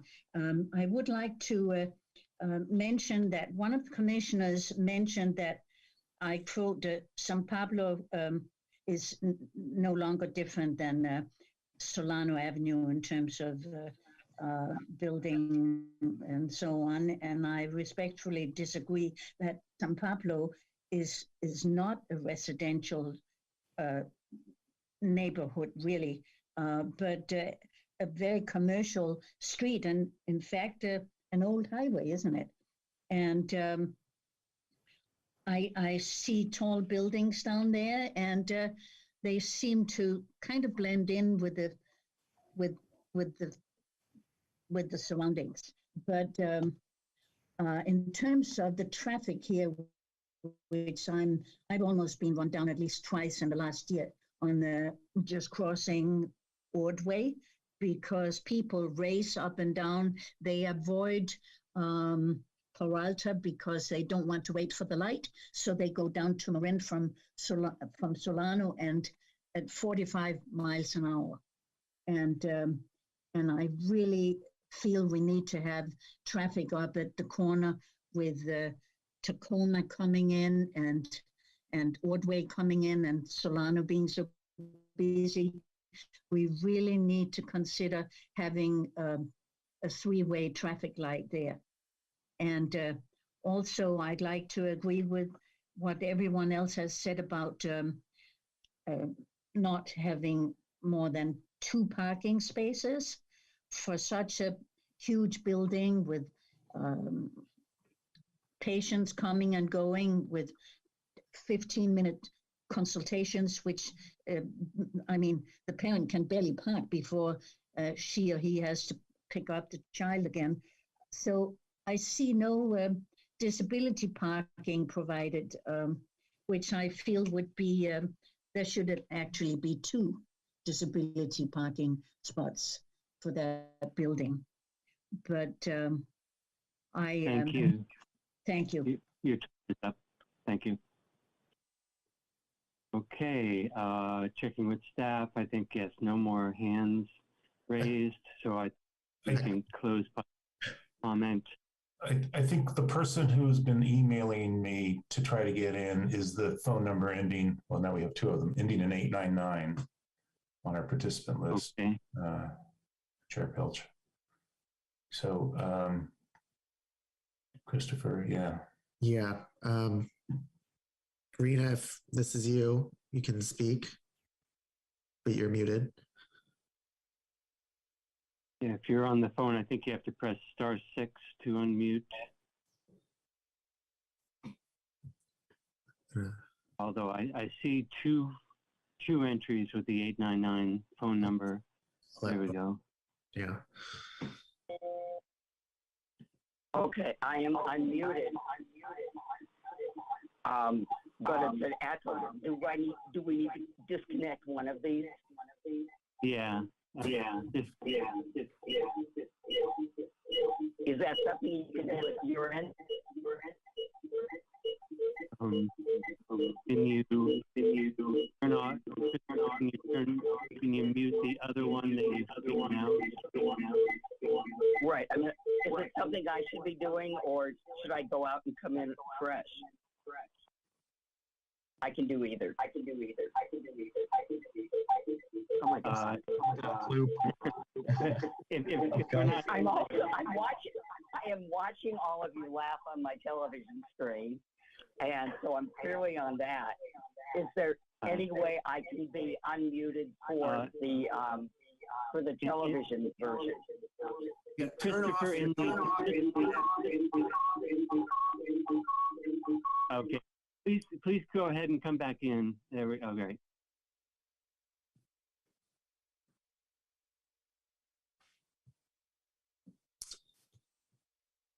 I will give this person a moment to.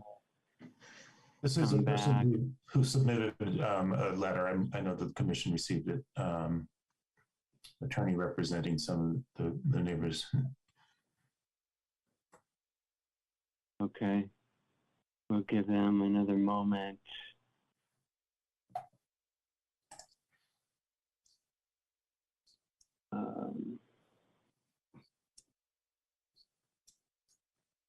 And for the attendees, we have 27 attendees, including the architect right now, just for people's information.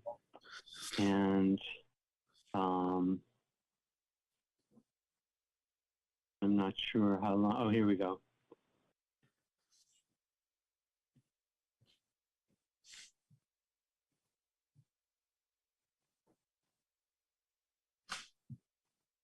Thank you.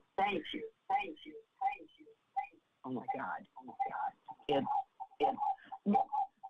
My name is Rena Rickles, and I represent Families for Safety, which is neighborhood group specifically chose safety as their title because we feel this project is designed is unsafe. We ask for continuance because we do not believe you have the legal facts to vote on this. And you specifically object to the commercial use portion of this project. And before I move further, it's very clear to me that the residents of Tacoma who are going to be impacted by this the city of Berkeley has not been notified, and we think Berkeley should be brought in. The reason we do not feel this is ready for a vote is this is a case of first impression, requesting concessions from zoning requirements for commercial portion of a housing project. The findings that have to be made, where we do agree with staff, is that we have to make specific findings supported by preponderance of evidence. All right, I'm going to close. All right. There we go. There. If you could make space between your two devices, walk away from one device. I think I did. How is that now? That's better. Thank you. I'm only on my phone. Does that do it? Yeah, that's better. Yes. Oh. Thank you. Oh, thank goodness. Yeah, it was bothering me, I'm sure, as much as it was also bothering you. So would you like, did you get any of it? Would you like me to start again? I think we were able to hear it. If you could just continue, I think that would be okay. Sure.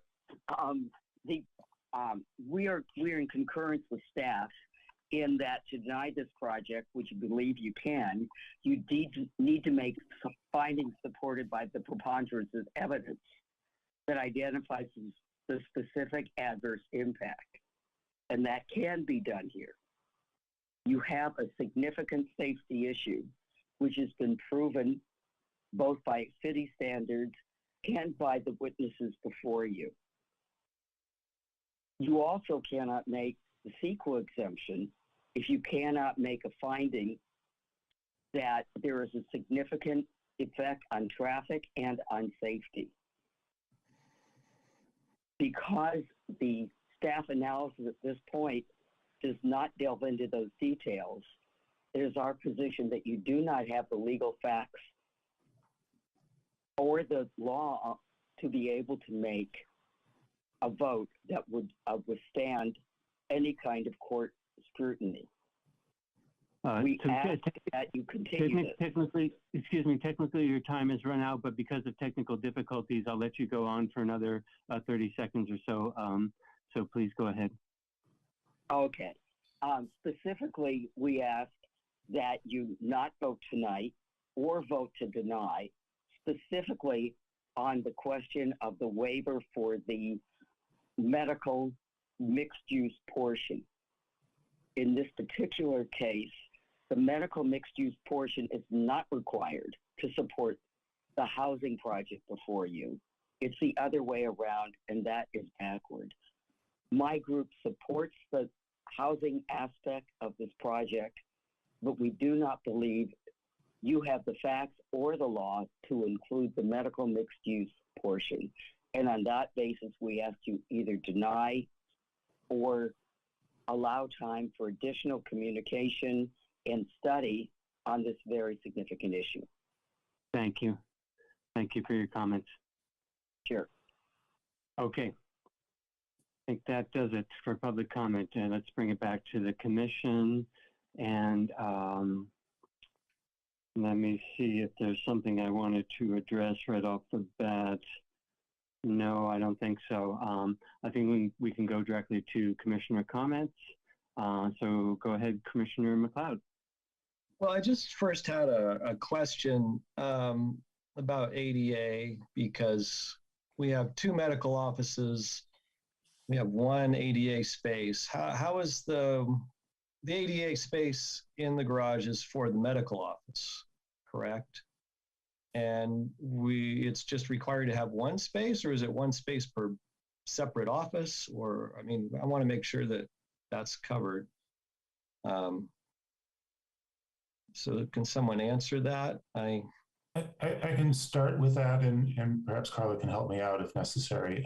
With respect to ADA requirements, ADA does not mandate any particular amount of parking. What it mandates is that if you have parking, certain numbers, certain percentages of the parking spaces need to be accessible, including the first one. So if there's any parking at all, the first one is an accessible space, and then regular spaces, and then it steps up as the parking lot gets larger. So basically this, the parking as designed meets ADA requirements. Right. And typically the commission doesn't get into the details of that. That's a matter that is reviewed at the building permit stage, we have a consultant that specializes in that reviews these for us to ensure compliance. So even if there was some question about that at this stage, it is a building code requirement, not a planning code requirement. Yeah, well, there were just a lot of people commenting on how this is kind of a discriminatory project. And I mean, I wanted to disagree with that assertion. You know, it's not discriminatory. There is an ADA space provided, and ADA does not have anything to do with how you get to a building. It's just once you're at a building, it deals with the path of travel, clear ADA path of travel from the sidewalk into the building, into the various offices. So it's not a discriminatory building. I just wanted to push back a little bit on that before I make any other comments. So I'll let Commissioner Donaldson comment next. Okay, go ahead, Commissioner Donaldson. Oh, sure, thanks. Yeah, as usual, you might expect I have quite a few comments on this project. And I made some notes ahead of time, and a lot of things have happened tonight that maybe won't make me change some things, but I think I want to go through them anyway. My first questions at the beginning had to do with how the base project is configured. I think I summarized that pretty well, but I really do have a problem with the base project being 8 studio apartments and then allowing the entire project to go up from there to 12 1-bedroom and 2-bedroom units. I also have a real problem thinking that the base project has 1 medical office, and I don't see any way that you can go from a base project with 1 small medical office to a proposal that has 2 medical offices going from like 800 square feet in the base project to 3,000 square feet in the proposal. So I really have a problem with that. And I really think, you know, my bottom line here is there's so many questions we have and so many problems and concerns I have about the staff report and the draft resolutions that I really don't think we should be taking action on this tonight. And I'm hoping that we can continue this and have the staff do more work on it and possibly have the architect do more work on it too, based on the comments that come down. Regarding the base project, one of the issues there, the government code says that for the purposes of the density bonus chapter, density bonus means the density increase of the otherwise maximum allowable gross residential density. Well, that's fine. What staff did here is look at 63 units per acre and come up with a simple determination that this project could have 8 units on it. But I think that the gross density in this case is more nuanced than that and is more sophisticated than that, and that the FAR levels that are in our general plan for this site, for this zone, Solano, and in the general plan and the zoning ordinance should be considered. Otherwise, if we're not considered, we can get 12 units here of just about any size. And I think the maximum allowable under Albany's regulations would probably be 8 units. I agree with that. The base project could have 8 units. A 50% density bonus could have 12 units.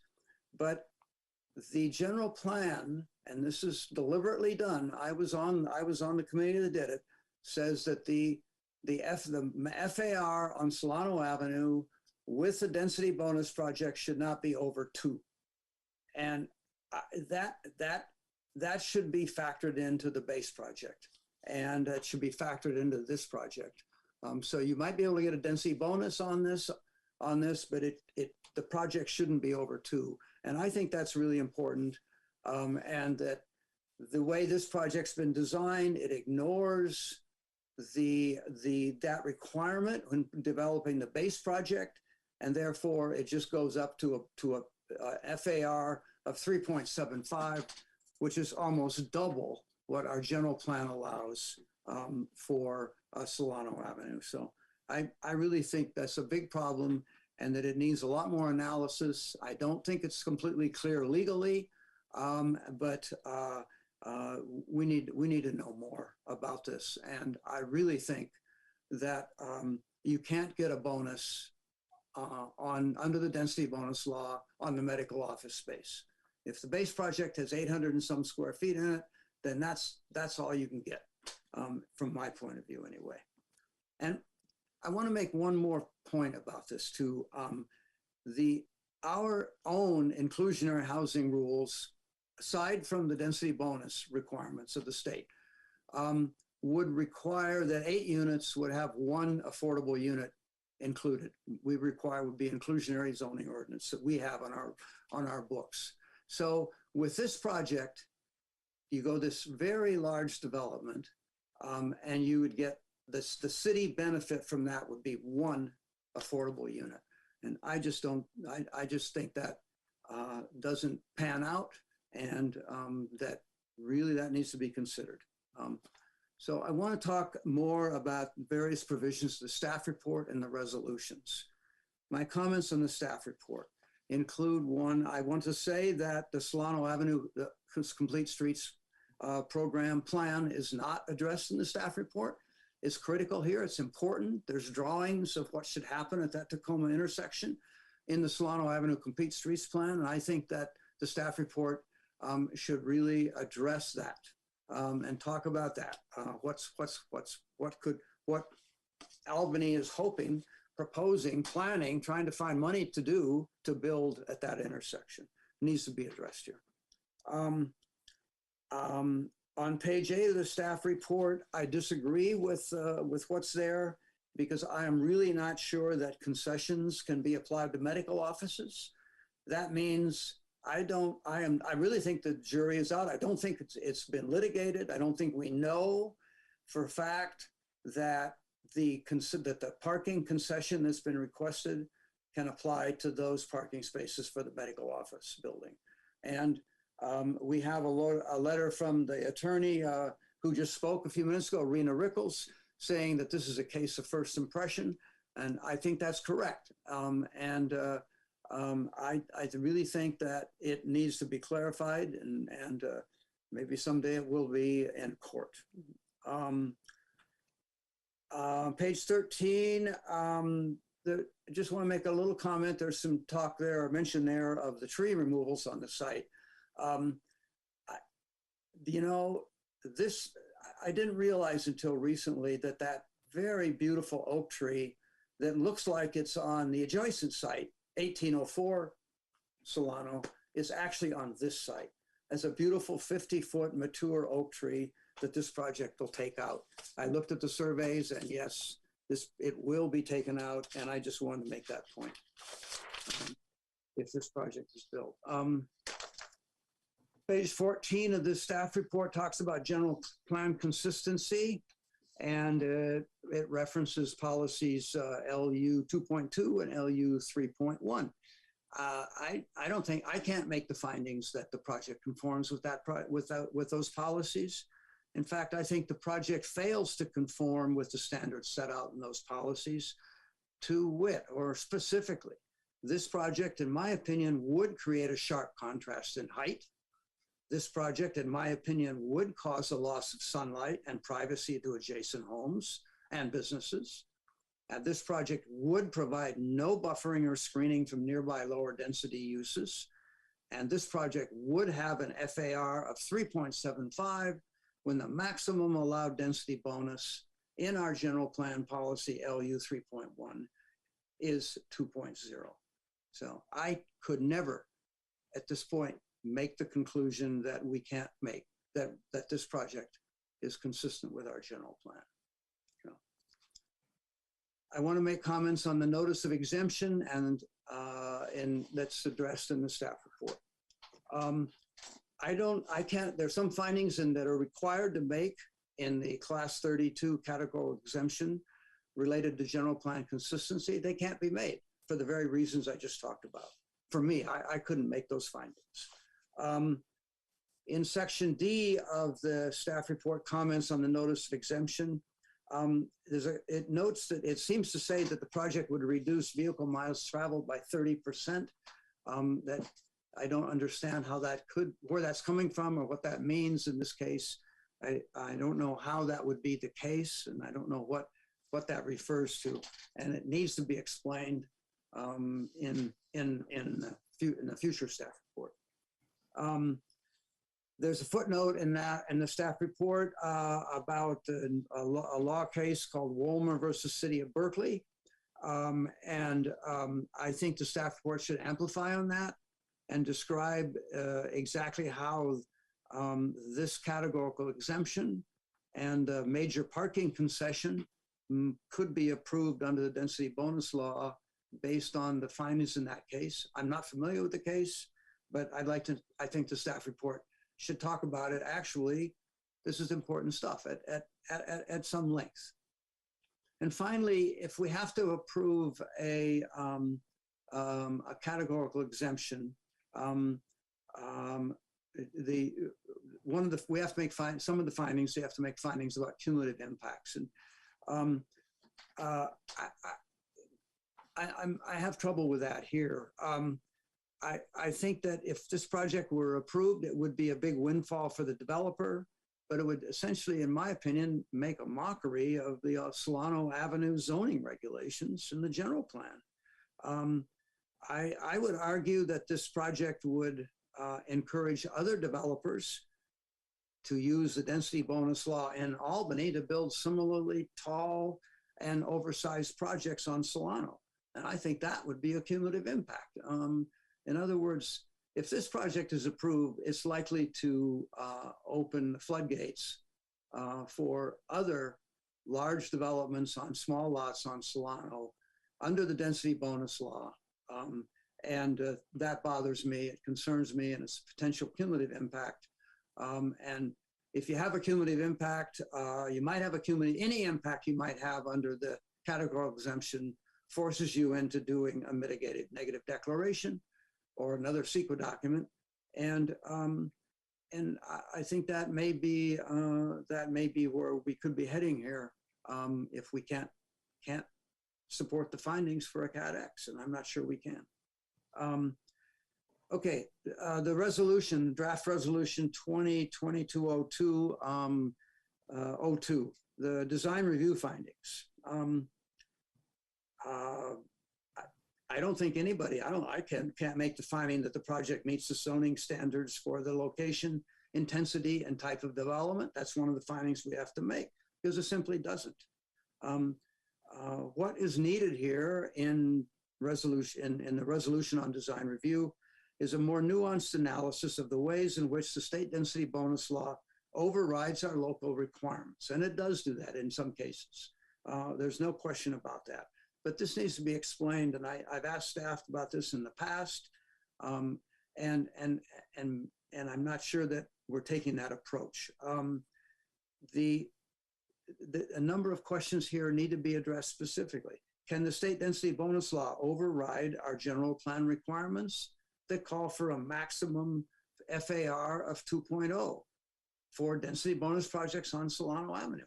I think that's a real legitimate question that needs to be addressed. Does the state density bonus law allow a concession to eliminate most of the medical office parking? That is the issue that Ms. Ruggles has raised, and I think it's a good one. And I don't see how it could, but I may be wrong. Okay. The staff has written a finding in there that says a 60-foot high building would generally be in scale and harmony with existing development. I disagree with that, and I submit that isn't so, and that I would never vote for that finding. It needs to be revised, amplified, and or the project needs to be modified. The staff, there's a finding in there that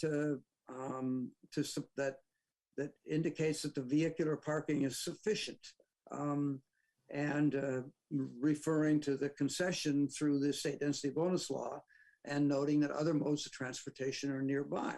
I think the draft finding is inadequate, and it needs to be revised or not, or I probably couldn't support it anyway. Okay, and then there's a final design review finding requires us to state that the approval of the project is the interest of the public health, safety, and general welfare. I don't think that a project with almost double the FAR, almost double the height limit, that has a fraction of the required open space and is missing 24 required off-street parking spaces is in the interest of the community's general welfare. I think this project, if it's allowed to proceed, is an abuse of Albany and Albany's zoning ordinance and our general plan, and it would be abuse of the state density bonus law as well. Okay, section 3 requires a conditional use permit findings. I couldn't make the finding that the size, intensity, and location of the project is necessary or desirable for and compatible with neighborhood or community. And for some of these reasons, are more orthodontist and medical offices necessary on Solano? We have to make a find that this necessity finding. Who knows? I'm not sure. Maybe they are, but are they necessary if they don't have parking? I think we have testimony tonight to indicate that that's a real problem. I don't think so. I think that an orthodontist office without parking is not necessary on Solano Avenue. If the medical offices are part of a mixed-use building and that building greatly exceeds our height limit and our FAR limit, can we make the finding that the project is compatible with the neighborhood and the community?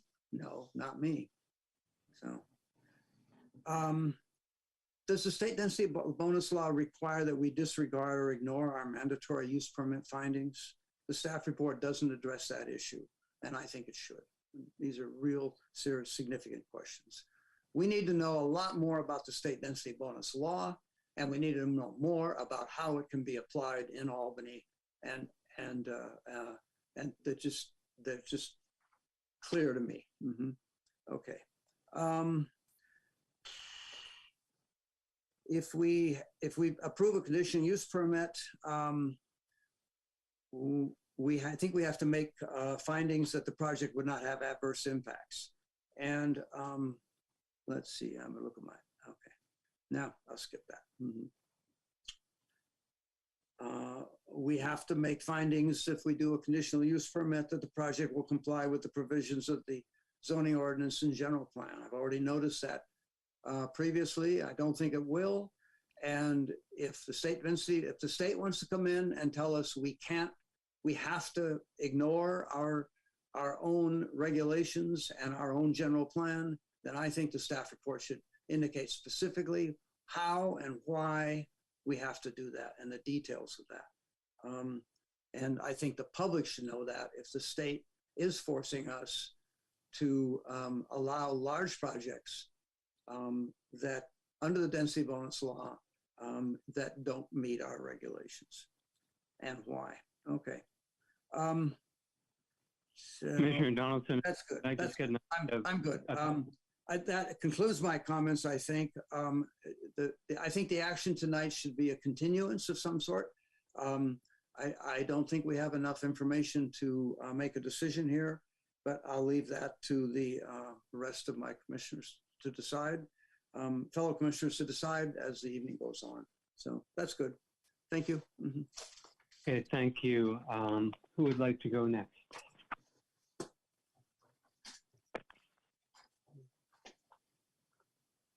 Well, I can go. Go ahead. Yeah, this is an interesting project. Brings up a lot of issues, but you know, for me, the main thing is that we are in a housing crisis and we are in a climate crisis. And, you know, I think building more housing in Albany is a key thing and a very important thing to do. I think it's critical that we do it. Part of what we've been doing here for the last year is working on a housing element where we need to provide more housing over the next 8 years of about 1,200 units. And we've been talking about upzoning all around the city, including on Solano Avenue. And in a sense, this project is a precursor of that effort. And I think it's an appropriate thing to be doing on Solano Avenue, actually. Urbanistically, for me, 4 stories is perfectly fine on, a street like Solano. It's what we are going to be planning for in the future. So it's not going to be an exception. It's going to be pretty much what we're planning for, what we're going to be doing in the future. Cities like Albany are a great place to put more housing, to allow more people to live here. It's a social benefit to us. It's an economic benefit to our city. I think it's a positive. I think it's absolutely a positive. I don't see it as a negative at all. And even in environmental terms, we want to have more people live in we want to be doing infill housing. We want people to be living in urban areas. We do not want to be creating more sprawl and spreading out into the countryside like we've been doing for 50 years. It's time, we've been doing it basically wrong for a long time, and we need to densify our inner areas, our urban areas. So I think this kind of project is entirely appropriate for Albany. We also have a duty under the Fair Housing Act and through our housing element to spread new housing around our city and not just do it on San Pablo Avenue as we've been planning, which we're going to put more housing there too, but we are also obligated to have more housing around the city and not just in one concentrated area. So I think it's entirely appropriate from a fair housing point of view to have more development. And I know people don't like it, it sounds like, but I think it's an entirely appropriate and good thing for Albany to do it. This project is within walking distance of great shopping area, 2 supermarkets within blocks. There are all sorts of amenities that mean you don't need to get into a car and go get what you need. In general, in terms of our climate action and adaptation plan, we are trying to reduce vehicle miles and get people out of cars and get them onto bikes and in transit and other modes of transportation. So in a sense, it's entirely appropriate to be reducing parking. I don't disagree with reducing parking. There's ADA parking there for anyone who needs it for the medical office.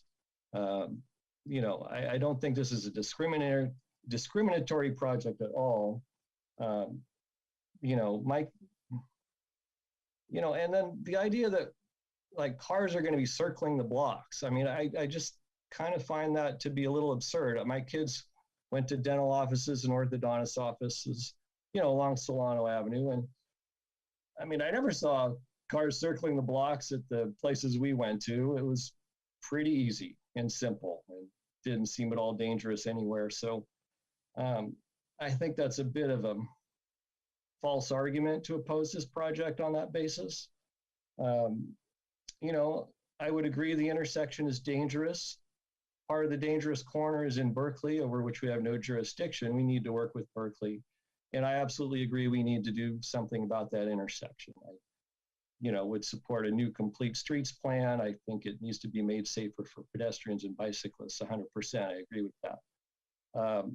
But that is not the responsibility of this project to fix that. And I don't think this project would be contributing to it being more dangerous either so that would, you can't prove that it would make it more dangerous. So how can you object to the project if you can't find an objective standard and object to a specific dangerous condition? I don't see how that could be quantified as a basis for objection. So, I can't object to the project on that basis. Sort of beyond the big picture things, I had some comments about the project architecturally. I think there could be, like I said before, I thought the balconies should be bigger. I think they should be bigger to actually qualify as open space for the residences. They just look way too small to me in a design sense. They, I think some of the common rooms, especially in the residences, need much more window area. They look, like they're going to be kind of dark spaces.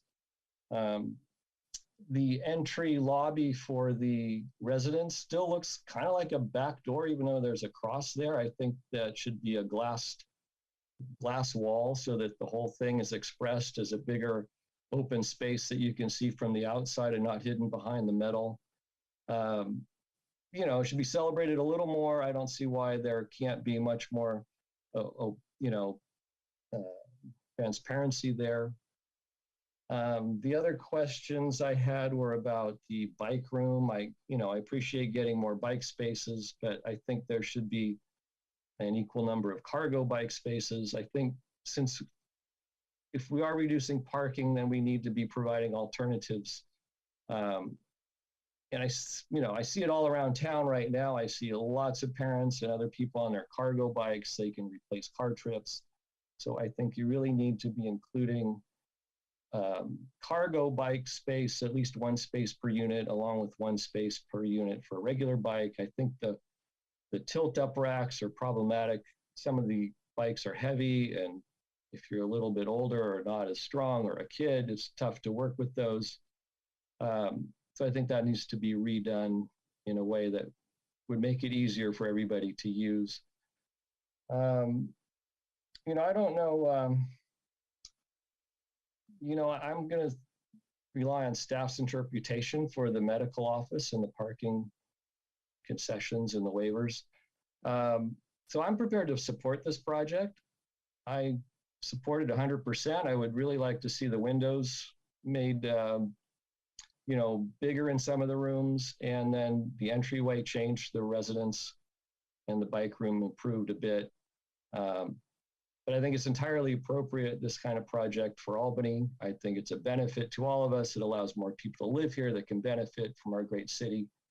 The people who live there, I don't see why the merchants think that it's a negative. These are your customers. They're going to be shopping at your stores. They're going to be living and working or living and walking in your neighborhood and buying things at your shop. So I would really push back on the idea that it's a negative for the merchants as well. So I'll stop there and listen to what others have to say. Thank you. Commissioner Momin, would you like to make comments?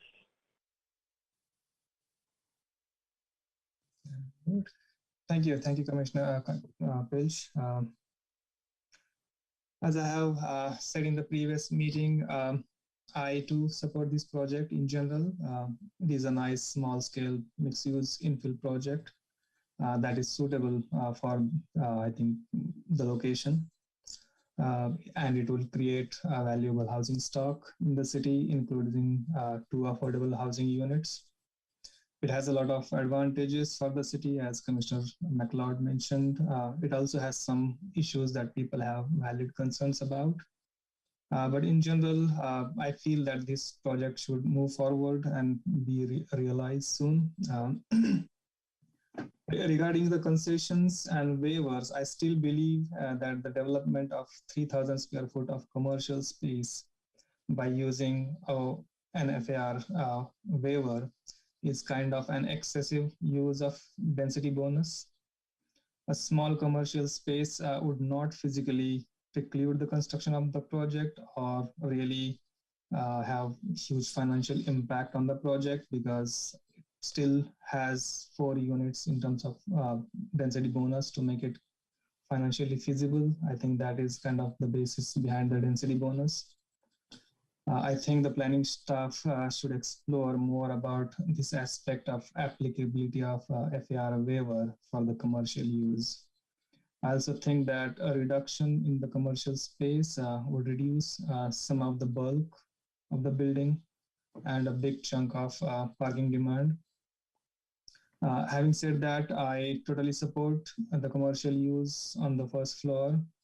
I think there should be an active non-residential frontage along Solano Avenue. If I may, I would like to suggest some design changes. It might be beyond my purview, but I would still do that to make the project more acceptable to the larger community. I would suggest eliminating the second medical office from the back and replacing that with 2 units from the top floor above that office. If you do that, you will not need the long, deep corridor on the east side that provides access to the rear office. And that corridor could be added to the medical office in the front. That would still make a sizable commercial space. But because it will be smaller than the current commercial space, the parking demand would be smaller. But the biggest advantage of this change will be that it would reduce the height of the tallest portion of the building on the rear side.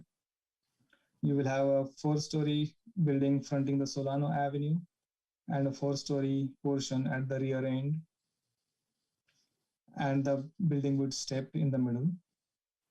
Then the roof deck could be relocated to the lower roof on the 4th floor on the rear end, and it can be accessed directly from the elevator lobby. It will make the building's presence, I think, much more acceptable. It would have a better transition with the residential structure on the southern side. I think it's 909 Ordway Street.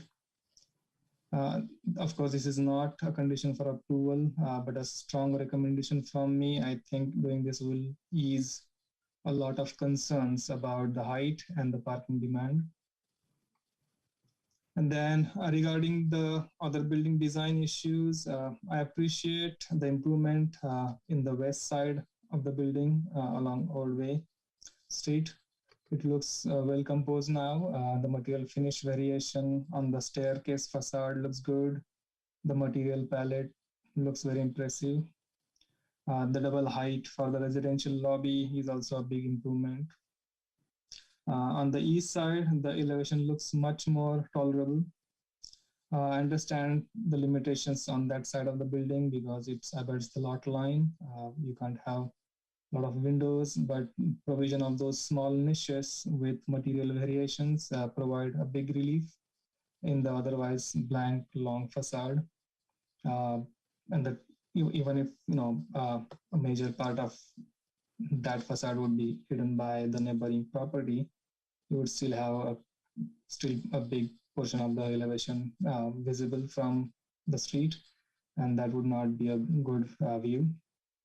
Also, the small windows that are provided from those small niches to the bedrooms in the rear corner, in the southeast corner, I think would help in providing some extra light to those rooms.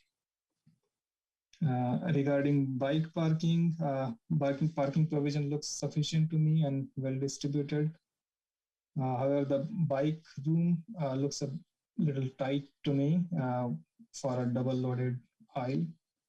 If there are bikes parked on the both sides of the aisle with 5 feet 2 inches clear space between the bike hooks, I don't think there would be enough space left for other bikes to pass or turn or to mount on the bike racks.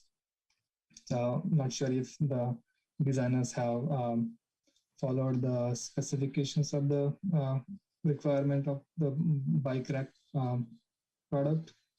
What are the spaces required for double loaded aisle? I think it would be advisable to look at. And also, we also have received some useful comments from one of the members of the public, an email. I think those are really useful comments the designer should refer to. So overall, I think this is an important project for the city. I support it. I look forward to seeing this project progressing and being implemented soon. I know SB 330 doesn't require the applicant to do a community outreach, but I think it would be a great gesture if they reach out to some of the neighbors and address some of their major concerns. That's all I have to say. Okay, thank you, Commissioner Momin. I'll go ahead and jump in with my comments. I can make this quick.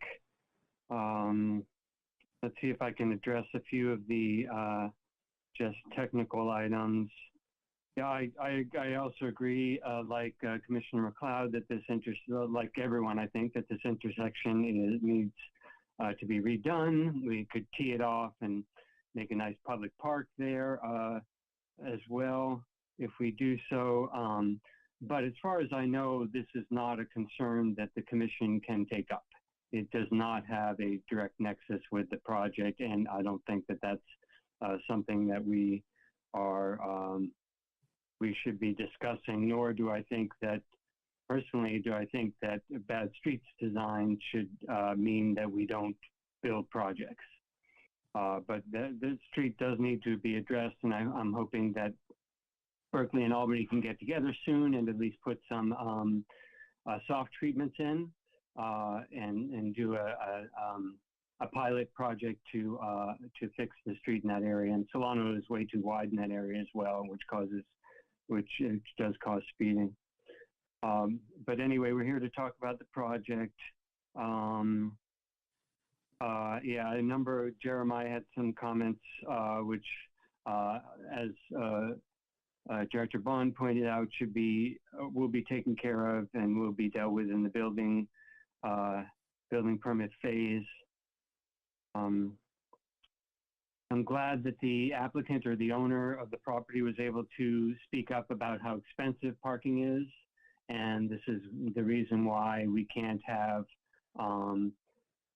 massive amounts of parking and build housing. It's just very expensive to build parking spaces. So I support the reduction in parking. People who are renting these units will go into it knowing that they don't have a parking space, and we'll make that choice to either not have a vehicle or to understand they're going to have to make some other arrangements. I do believe we have a housing crisis, and we are not going to solve that by adding a unit here and there. We have to make big additions, and we have to make them throughout the city. We have another state law that says we have to affirmatively further fair housing, which means we have to distribute the new housing, which we're required to build throughout the city. So I think this and Solano Avenue and this location would be a great place to put that housing. I also support the commercial use on the first floor. I think we should continue the mixed use. And I also, like Commissioner McLeod, am surprised that some of the business community has concerns, because here are folks who probably most of them won't have vehicles, so they'll be stepping out of their building and be able to access the mom and pop shops on Solano right there outside their door. And that should be great for business. That should be an increase in business. The same parking study that was cited by another member of the public also indicated that Albany is way above average in our number of people walking and bicycling to Solano Avenue, to our commercial area. And these are your customers.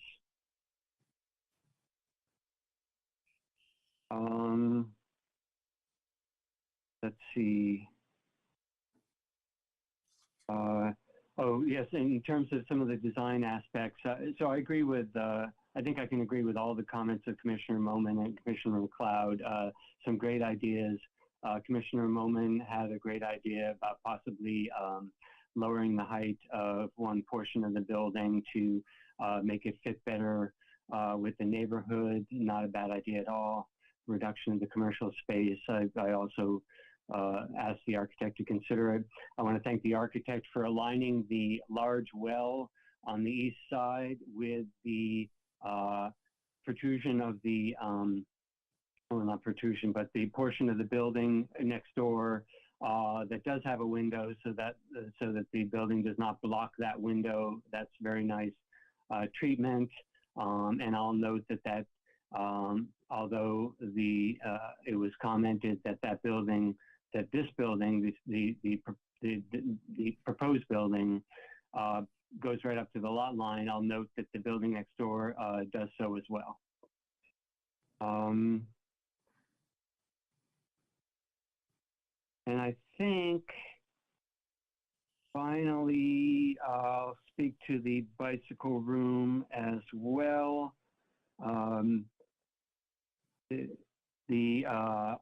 I would like to make a, I also support this project, by the way. I'm ready to move it forward. But I would like to ask that the applicant do a little bit more excavation. I'm going to propose that we increase the bike room size by 1/3 and at least have at least half of the racks be accessible by just wheeling your bike in rather than having to lift it up and put it on a hook. I think, I don't know if it was noted or not, but many more e-bikes are a great boon to people because many more people can use a bicycle, and I see their use just exploding. But they're heavier, and certainly an e-bike is. I think most people are not going to be able to lift their e-bike and put it on a hook. So I think at least we have to have some racks accessible. I didn't see it in an email, but I saw someone posting somewhere else that there are ways to do stacker racks where someone does not actually have to lift the bike up on the stack, where there's a mechanical way of placing the bike in a channel on the floor, and the mechanism moves the bike up to the second row. So there are some very clever bike rack and bike stacker designs out there. Might cost a little more money than the lowest cost ones, but those are well worth looking into, especially if the applicant is asking to reduce the parking by so much. They've got to really indicate that they're very serious about people having excellent access to bicycle storage. So I'm going to suggest that we have a condition that the bicycle room be increased by 1/3 size and at least half of the racks be accessible by someone without lifting of a bike, and a consideration for more long bike parking, cargo bike parking, long tail, sometimes it's called. And those are my comments, and I'll see if any of the commissioners have any final comments before we discuss possible motions. So I will note that we do have a clock on this project, and that we, if I don't recommend this, but if the commission decides they want to continue it, we should ask the staff about the clock that we have, the 90-day clock, and make sure that we have enough time to deal with all the issues. We are under a number of state laws which limit what we can do in this project. And I'll finally say that if we don't approve this project, from what I understand, we could be under liability and the state could come down on us for violations of state law. Commissioner McLeod, you had a comment? Yeah, I just wanted to agree with Commissioner Moman's suggestion about eliminating the second rear medical office. I mentioned that at the last meeting, and I still think it's a good idea. I don't know how important that is to the project's feasibility overall.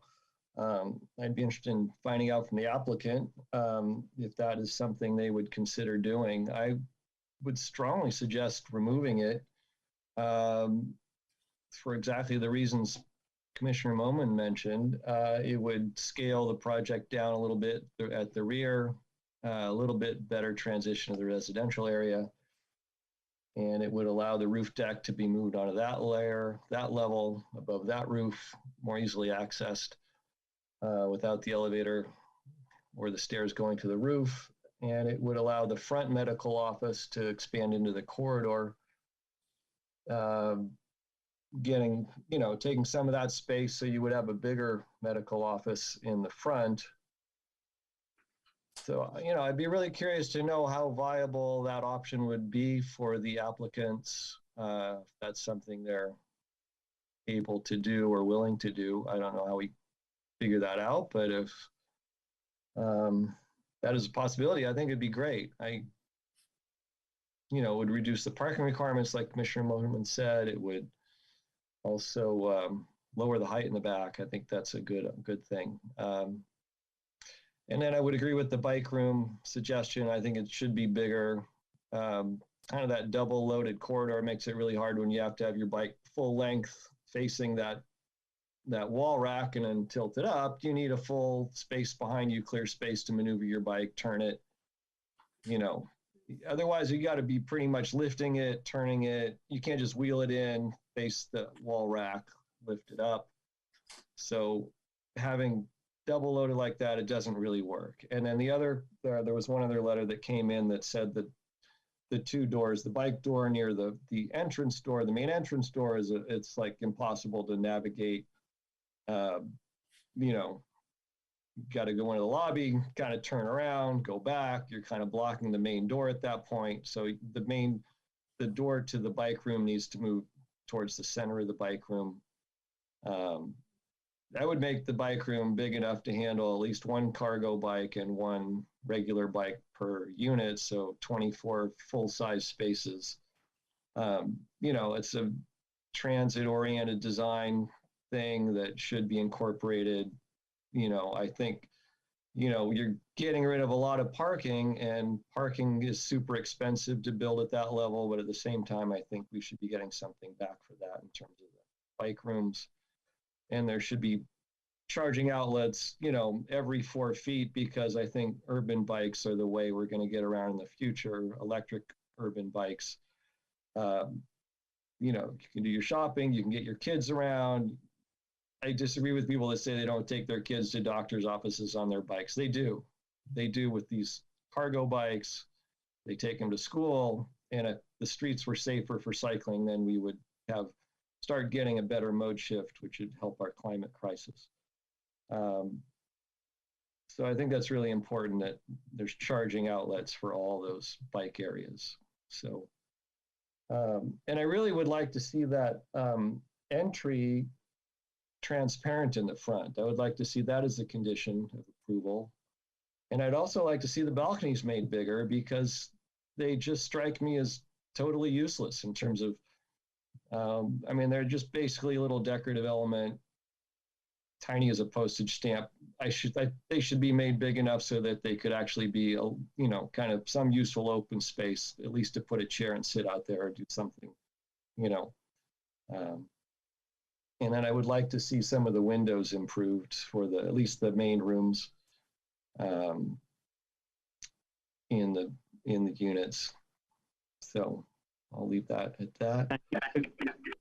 Commissioner McLeod, can I ask you a clarifying question about one of your comments? Are you saying that you believe if the door to the bicycle room is moved to the center, the bicycle room would be large enough, you feel, to work? I think the bike room needs to be bigger, a little bit bigger, but the door, it should not be right at that first. It shouldn't be just, you know, within 6 inches of the entrance door. No. I mean, that's just creating a big congestion, you know, a big conflict for people getting in and out. Right. Or the entrance door, the main entrance door should be moved over so that there's more clearance between that and the bike room. I mean, something's got to give a little bit in terms of the circulation paths. Right. Got it. Okay. No, I just was clear. So you're asking for multiple things there, which is fine. Just clarifying. Got it. Okay. Commissioner Donaldson. Yes, I'd like to move continuing the item to a date uncertain so that the staff report can be revised and the project plans can be revised per commissioner's comments. I understand there's a time frame we have to worry about, and I would not have a problem if staff determines that we need to hold a special meeting to consider the project when it comes back. So anyway, that'd be my motion. Okay, we have a motion to continue to a date uncertain. Do we have a second?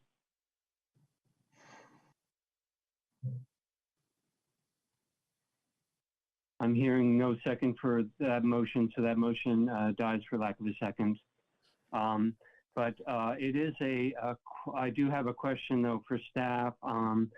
I believe staff feels that, well, prior to the meetings, I believe staff felt that they addressed the all the questions about the applicable laws, the state laws, the state density bonus laws, and others as it applies to this project. Is staff still feeling comfortable if the commission decides to approve this project tonight? Is staff still feeling comfortable about that? That's correct. We haven't heard any specifics that, with all due respect to Commissioner Donaldson's comments, and I completely understand where he's coming from, that it's difficult to make findings in our local ordinances. The state has essentially forced us to ignore those local findings, and that we're not able to simply deny a density bonus by not making the local findings. We'd have to make findings that first, that we accommodate the number of units, and that any changes that we require as a part of the approval, whether it's the commercial space or any other element for that matter, is not negatively impacting the feasibility of the project. So I haven't heard anything that causes me to think, well, we need to slow down. Keep in mind that you're taking an action to make a recommendation to the city council. We certainly will be reviewing this in the interim between commission decision, whenever that might be, and when the city council meets. And I imagine that will include consultation with neighbors, including their attorney. So maybe something emerges in those discussions where we get more specific information about a particular code section or a particular legal precedent that changes that. But at the moment, I'm not hearing anything that thinks that we're seriously off track. Okay, thank you for thank you for reminding us that this will go to the city council as well. So there'll be another public hearing. Great. So I want to then, if some of us are prepared to move the project, I want to make sure that we might, if we have some conditions that we might agree on, that we note those. I agree with the charging or the outlets every 4 feet in the bicycle room. I agree about moving the door of the bicycle room. I agree about the transparent entry. And actually, we could have a separate door to the bicycle room from the outside as well. And then Commissioner McLeod, it sounded like you were also amenable to making the room bigger. And so I just threw out a third bigger just because I wanted to give some indication of what bigger meant. But I don't know if that would be appropriate to specify an exact size, maybe a quarter bigger, or should we just, if we are going to make it a condition, should we just say bigger? I'm a little bit not sure what to do there. Do you have any suggestions, McLeod? Well, I would say larger to accommodate 12 cargo bikes and 12 regular bikes with a clear path of travel and easy access to the bicycles without being encumbered by other bikes. It just seems like the architects could figure out how big that should be.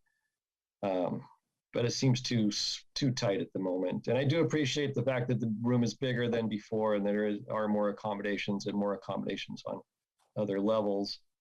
But I think it's really important to have cargo bike space and chargers everywhere. So, cargo bikes are 6 feet long and they will not go on wall racks. And they need maneuverable space to get them in and out, and you need to be able to unload them. So, the bike room needs to be generous. Sure. Okay. Excavating car spaces is like $100,000 each, so some of that saving should go into the bike room. Okay. Okay, so I'm just wondering if we can get consensus among the three of us who are supporting this project that we have conditions of charging outlets every 4 feet, moving the door of the bike room to the center, or for better accessibility, a transparent entryway, and the bicycle room big enough to accommodate 12 cargo bikes and 12 other bikes. Commissioner Moman, what do you think of those conditions? Okay, you're muted, but I think you're concurring. Yeah. Okay, so no, I would add making, if I may, add making the balconies bigger to be at least a minimal amount of open space to qualify as usable open space. If it's 16 square feet, at least 3 by 6 or something. I don't know. It just seems like. Does Albany municipal code has any minimum size requirement for a usable open space? Yes, 4 by 4 or a minimum area of 36 square feet. 4 by 4, okay. So the balconies have to be at least 4 by 4. Okay, well, that seems reasonable to, would you be amenable to that, Commissioner Moman, as well? Yeah. Larger balconies? Okay, great. Okay, so a fifth condition, it sounds like we're in agreement on those 5 conditions. Since I have written them down in front of me, if I'll go ahead and try a motion, I'll move to approve project and sorry, I don't have it in front of me. Here it is. Project PA 21-015 with the following conditions: that there be charging outlets every 4 feet in the bicycle room, that the door to the bicycle room be moved to the center of the lobby, that the entryway be made transparent, and that the bike room be made large enough to accommodate 12 cargo bikes and 12 other bicycles, and that the balconies be enlarged to provide the minimum amount of open space as called for by Albany Code. Do I have a second? Second. Okay, second by Commissioner Moman. So we have a motion and a second. I will poll the, yes, Commissioner, Director Bond. Yeah, just to clarify what you're doing. So you're making some amendments to essentially the resolution 2022-02, which you use the word approve, but I think as I think you know, you're approving a recommendation to the city council. So this in itself doesn't approve the project. And then you also have a separate resolution with respect to the CEQA document that we can get to in a moment. Okay, great. Yes, let me see. Okay, yes, I was just reading the title here. The recommendation from the staff is that we review and approve. Oh, well, it says review and approve the proposed project, but it should say review and approve the proposed resolution. Okay. So my motion is to approve the resolution with the changes, the 5 changes that I stated, so I assume that Commissioner Moman, your second still stands to that. Yes. Okay. All right. So I'm going to poll the commissioners as I see them on my screen. Commissioner Moman. Yes. Commissioner McLeod? I'll vote yes. Commissioner Donaldson? No. Mm-hmm. And I vote yes. So that resolution passes. That motion passes to approve the resolution. And then we have a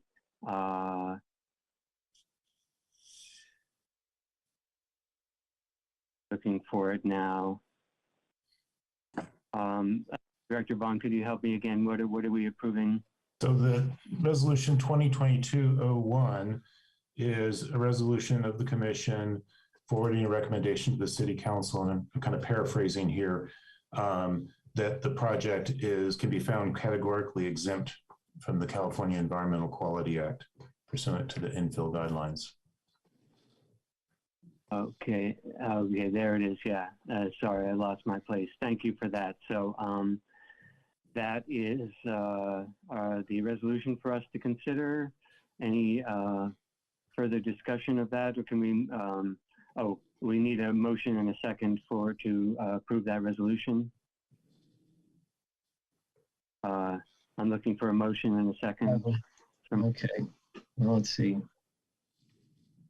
This is attachment 11. Let me open it up again. Pardon? Oh, you're opening it up. Well, I'll move that we approve Planning and Zoning Commission Resolution 2022-01. Okay. I think that's sufficient. Yeah. A resolution. Yeah. We need to go on. Yeah, I think. Thank you. And Commissioner Moman, did I already hear a second from you, or no? Yeah. Okay. Great. So we have a motion and a second to approve Resolution 2022-01. I see the same order again, so I'll call Commissioner Moman. Yes. Commissioner McLeod. Yes. Commissioner Donaldson. No. And I vote yes on that, so that resolution passes as well. So the Director Bond is just the two resolutions, correct? Okay, great. All right, so we are done with this item. I thank you all for your work on this, staff, and I thank the members of the public for coming out tonight and speaking. Your participation in the public process is greatly appreciated. And we will move on. Before we leave this item, Mr. Chair, if I just for the benefit of the members of the public to mention briefly next steps, I would expect that this item would be scheduled before the City Council in the next month or two. We don't have a specific date in mind yet, but we would be sending out a separate public notice.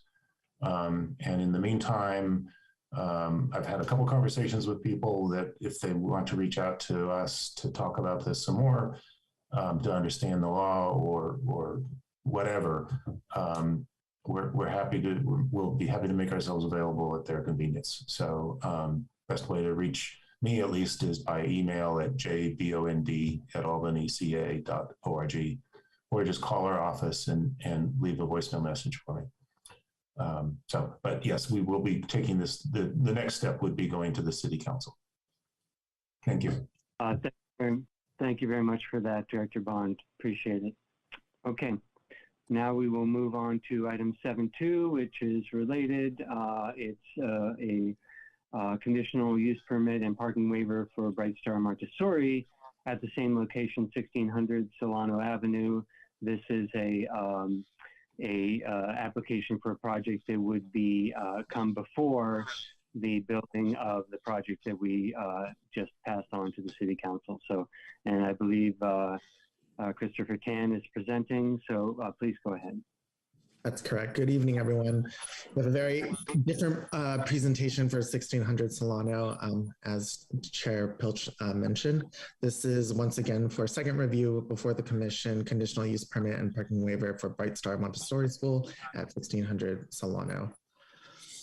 Some background on the property, which everyone's probably familiar with right now. The subject property is a 5,112 square foot lot with an existing 1,500 square foot house building built originally as a single family home located in the Solano Commercial Zoning District. The property fronts both Solano and Ordway Street. The project was first reviewed at the February 23rd, 2022 Planning and Zoning Commission hearing. At that hearing, the Commission expressed concerns with the application submittal being generally premature, the total maximum students proposed to attend the daycare center, the amount of code-compliant off-street parking, as well as pickup/drop-off areas, the number of staff required for each child under care, and the lack of bicycle parking for both staff and parents dropping off children. As mentioned previously, just really quick on the lease duration. Given that there are two very different zoning applications filed for the property, staff reached out to the property owner and verified that the daycare use would take place. Apologies, Christopher. We're getting a little feedback. So could the other members who are not speaking mute, please? Oh, thank you. Thank you. Okay, great. Go ahead, please. Yeah, and so so the daycare use would occupy the existing building in the interim until the building permit is issued for the mixed-use development and construction is ready to begin. Here's a street view of the property as it sits today. The applicant is seeking to establish a non-family daycare center located in the Solano Commercial Zoning District by the name of Bright Star Montessori Preschool. Business hours are proposed to be 6 a.m. to 6 p.m. Monday through Friday.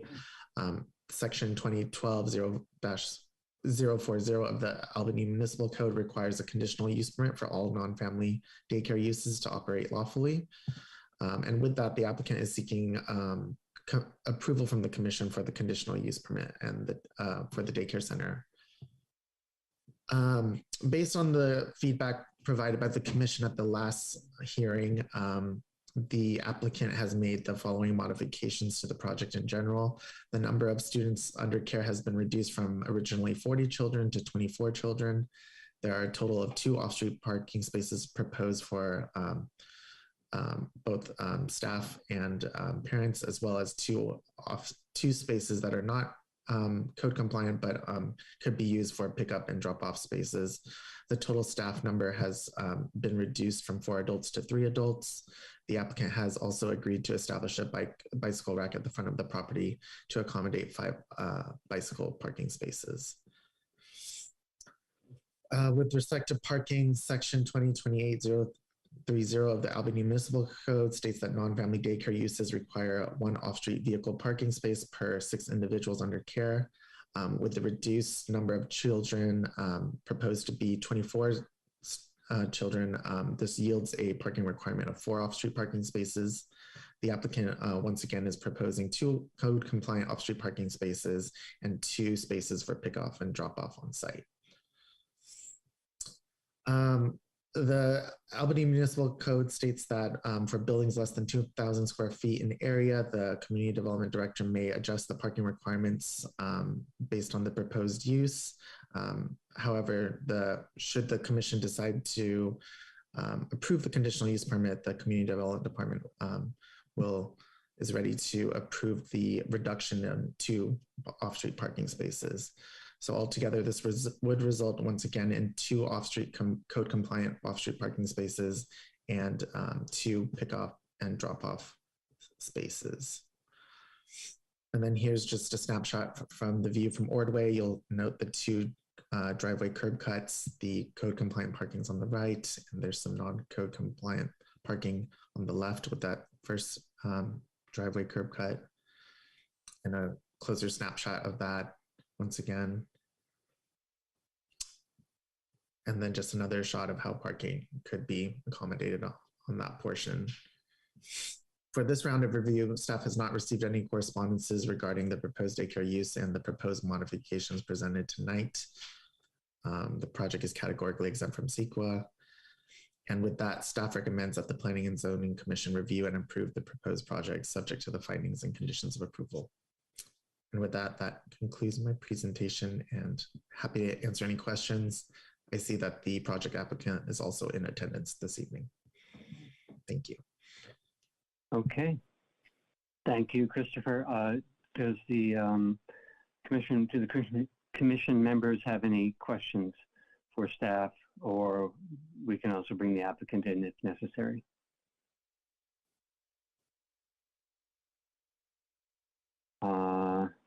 Not seeing any raised hands from commission members. So perhaps we can, I don't know if the applicant wants to speak, or applicant has a presentation at all, but if not, we can go to public comment. I'm guessing they don't. So why don't we see if there's any raised hands for public comment on this item, which is the daycare at same address, 1600 Solano.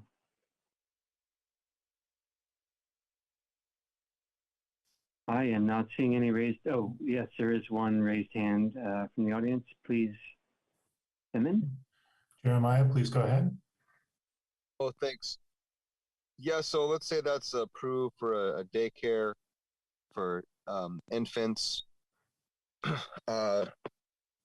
Recently, I've been doing a lot of things in my life, and I've come across myself babysitting a 2.5-year-old or 3-year-old for about two hours, and what a handful a kid is. Oh boy, they get into all kinds of trouble. I can only imagine being a parent or a daycare, being responsible for someone else's kid. You know, gosh forbid they put a thumbtack in their mouth or something. You know, you got to keep everything clean. What's the response time for the Albany paramedics to get a phone call, to hop in their ambulance, the fire truck, and drive either all the way up Marin or all the way up Solano, and get to the residence park to try to save an infant from choking? What's the response time? 10, 15 minutes for an ambulance or emergency person to get there? I'm sorry, 10, 15 minutes, that's way too late. It's too far away from help. For children, you're gonna put children, gather a bunch of children way away from possible help in case of an emergency. So that's just what I want to point out. Thank you. Okay, thank you for your comment, and I'm not seeing any other raised hands. So I believe we can bring this back to the commission. And looks like Commissioner Donaldson, you have your hand raised for comments. Please go ahead. I do a couple of things. Let's see, it's approaching 10 o'clock, I think. Are we, is that when we're supposed to end? Do we need a resolution to continue for another few minutes or another half hour or whatever? That's one question I have. Oh, I'm sorry. Yeah, go ahead, Nick. I think we, can we just vote by having approved by acclamation, continuing the meeting till 10:30? Anyone, is there anyone not in favor of that? For it. Okay. So be it then. And I have another question. It was either in a letter or a comment that I think it was raised in a letter that there might be a problem with the amount of open space being a constraint here. Does staff know anything about that, or is the applicant available to talk about that? I couldn't figure it out for sure from the guidelines, the regulations that were attached, but I'm fine with the project. But if and I'm assuming that the state would limit the number of children to something below 24 if the open space wasn't adequate. Does anyone have any thought on that? Mm-hmm. Staff, or should be able to speak to that? Yeah, I see the project applicant in the queue with their hand raised. They're probably better suited to answer the question. Mm-hmm. Okay, thank you. Bring them in, please. Thank you. Hello. First of all, commissioners, thank you so much. And Christopher, you did a wonderful job of explaining everything. I am Nautica Dialwis. I'm with my mom, Samuja Dialwis. We are 1600, the Montessori preschool. And regarding the question, yes, compared to what the state is requiring, we have the proper amount of square footage inside and outside to accommodate 24 students. Thank you. Thank you. Yes. Okay, thank you very much. And Commissioner, oh, I thought we had another commissioner with a hand up. Yeah, Commissioner McLeod? Oh, yeah, I was just going to say it was helpful to have the site plan from the previous application, which showed a pretty big backyard, which I didn't really realize was that big behind the 2 parking spaces. And based on the 75 square feet per child, it's pretty big. It's supposed to be 1,800 square feet and it's supposed to be fenced. But ultimately, I don't think that's our responsibility to verify that. I think that will be licensing, and licensing is really strict. Right. So, you know, I think we'll just, I mean, I take it as faith that they can meet that. And if they can't, then there's space in the front yard if they have to fence off. But, you know, I think there's probably a way to certainly make it work. Okay, thank you. And Commissioner Momin? You're muted. Mm-hmm. Oh, you're muted. Muted. Mm-hmm. Okay, yeah, so in the last meeting, I think we discussed about peak hour drop-offs and pickups, and there were suggestions about staggering drop-offs and pickups, and we were expecting some, you know, a plan from the applicant about that. We also have this special condition for the approval that says before the operations begins, the applicant have to prepare and submit a child drop-off and pickup procedures and schedules.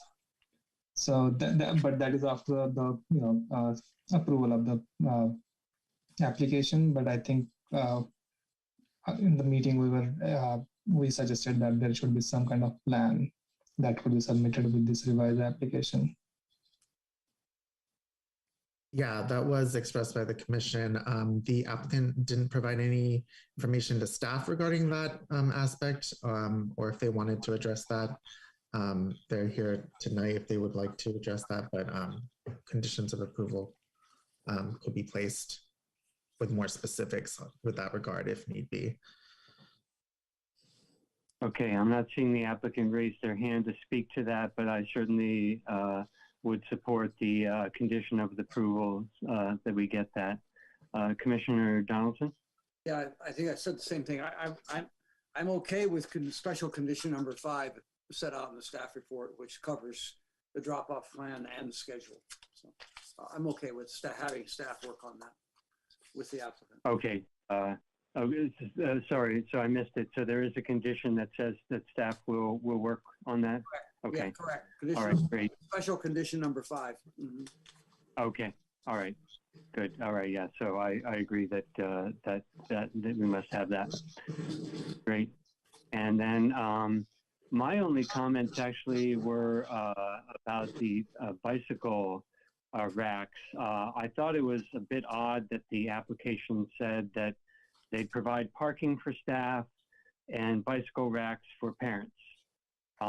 I think you could have both staff and parents who drive and both staff and parents who bicycle. So I don't think we need to change the wording and the materials, but just want the applicant to realize that the bicycle parking could be for any user of the facility, be they staff or the customers. And I would want to make it a condition of approval that the location of the bike rack, which is currently straight north, be moved to the northwest, so that it's got many more windows on it. Where it will be straight in the north in front of the building will have the fewest eyes on it, and bicycle racks are much more secure when they have the most visibility inside the building.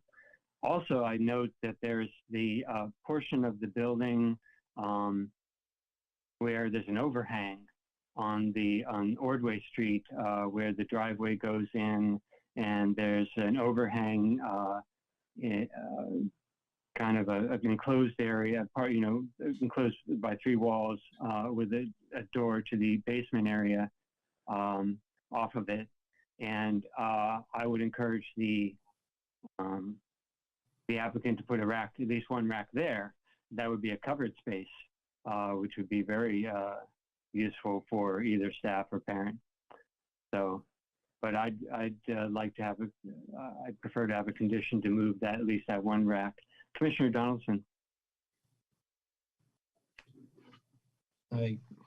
You're muted. Muted.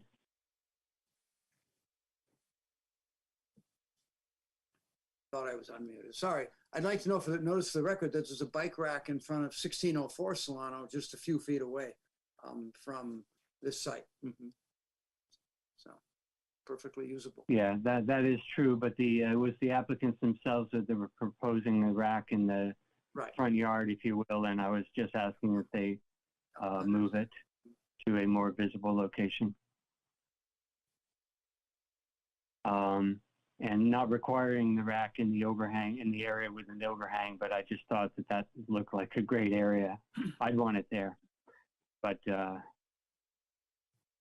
okay, any other comments from commissions?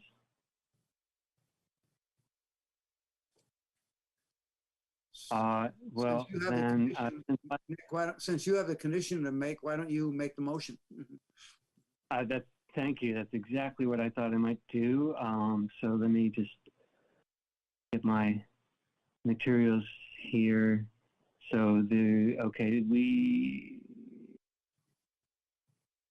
okay, so we are, it says that we can either provide feedback or we can approve. Is that correct, staff?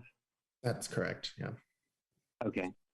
So I will move then to approve, and it is planning application PA 22-005, and I will add the condition that the bike rack be moved to the Ordway, to the north, but on the Ordway side.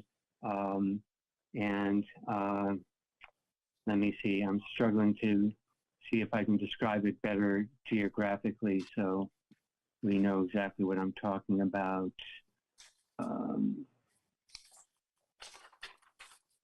It would be to the south of both pathways on the Ordway side, but in the northern area of the yard. Okay, that's my motion. Okay. Do I hear a second? I'm happy to second. Thank you, Commissioner Donaldson. We have motion and a second. I'll go ahead and poll the commissioners as I see them on my screen. Commissioner Donaldson? Yes. Commissioner McLeod? Yes. Commissioner Moman? Yes. And I vote yes as well, and that passes unanimously. All right. Thank you, commissioners. And we will move on to item 8, new business, of which there is none. And item 9 is announcements of the next meeting, which will be May 11th. But as Director Bond mentioned, the project we previously approved will be going to the council as well with a date which is uncertain at this point, but soon. And if there's nothing further from commissioners, I'll adjourn the meeting and thank you very much for your work tonight.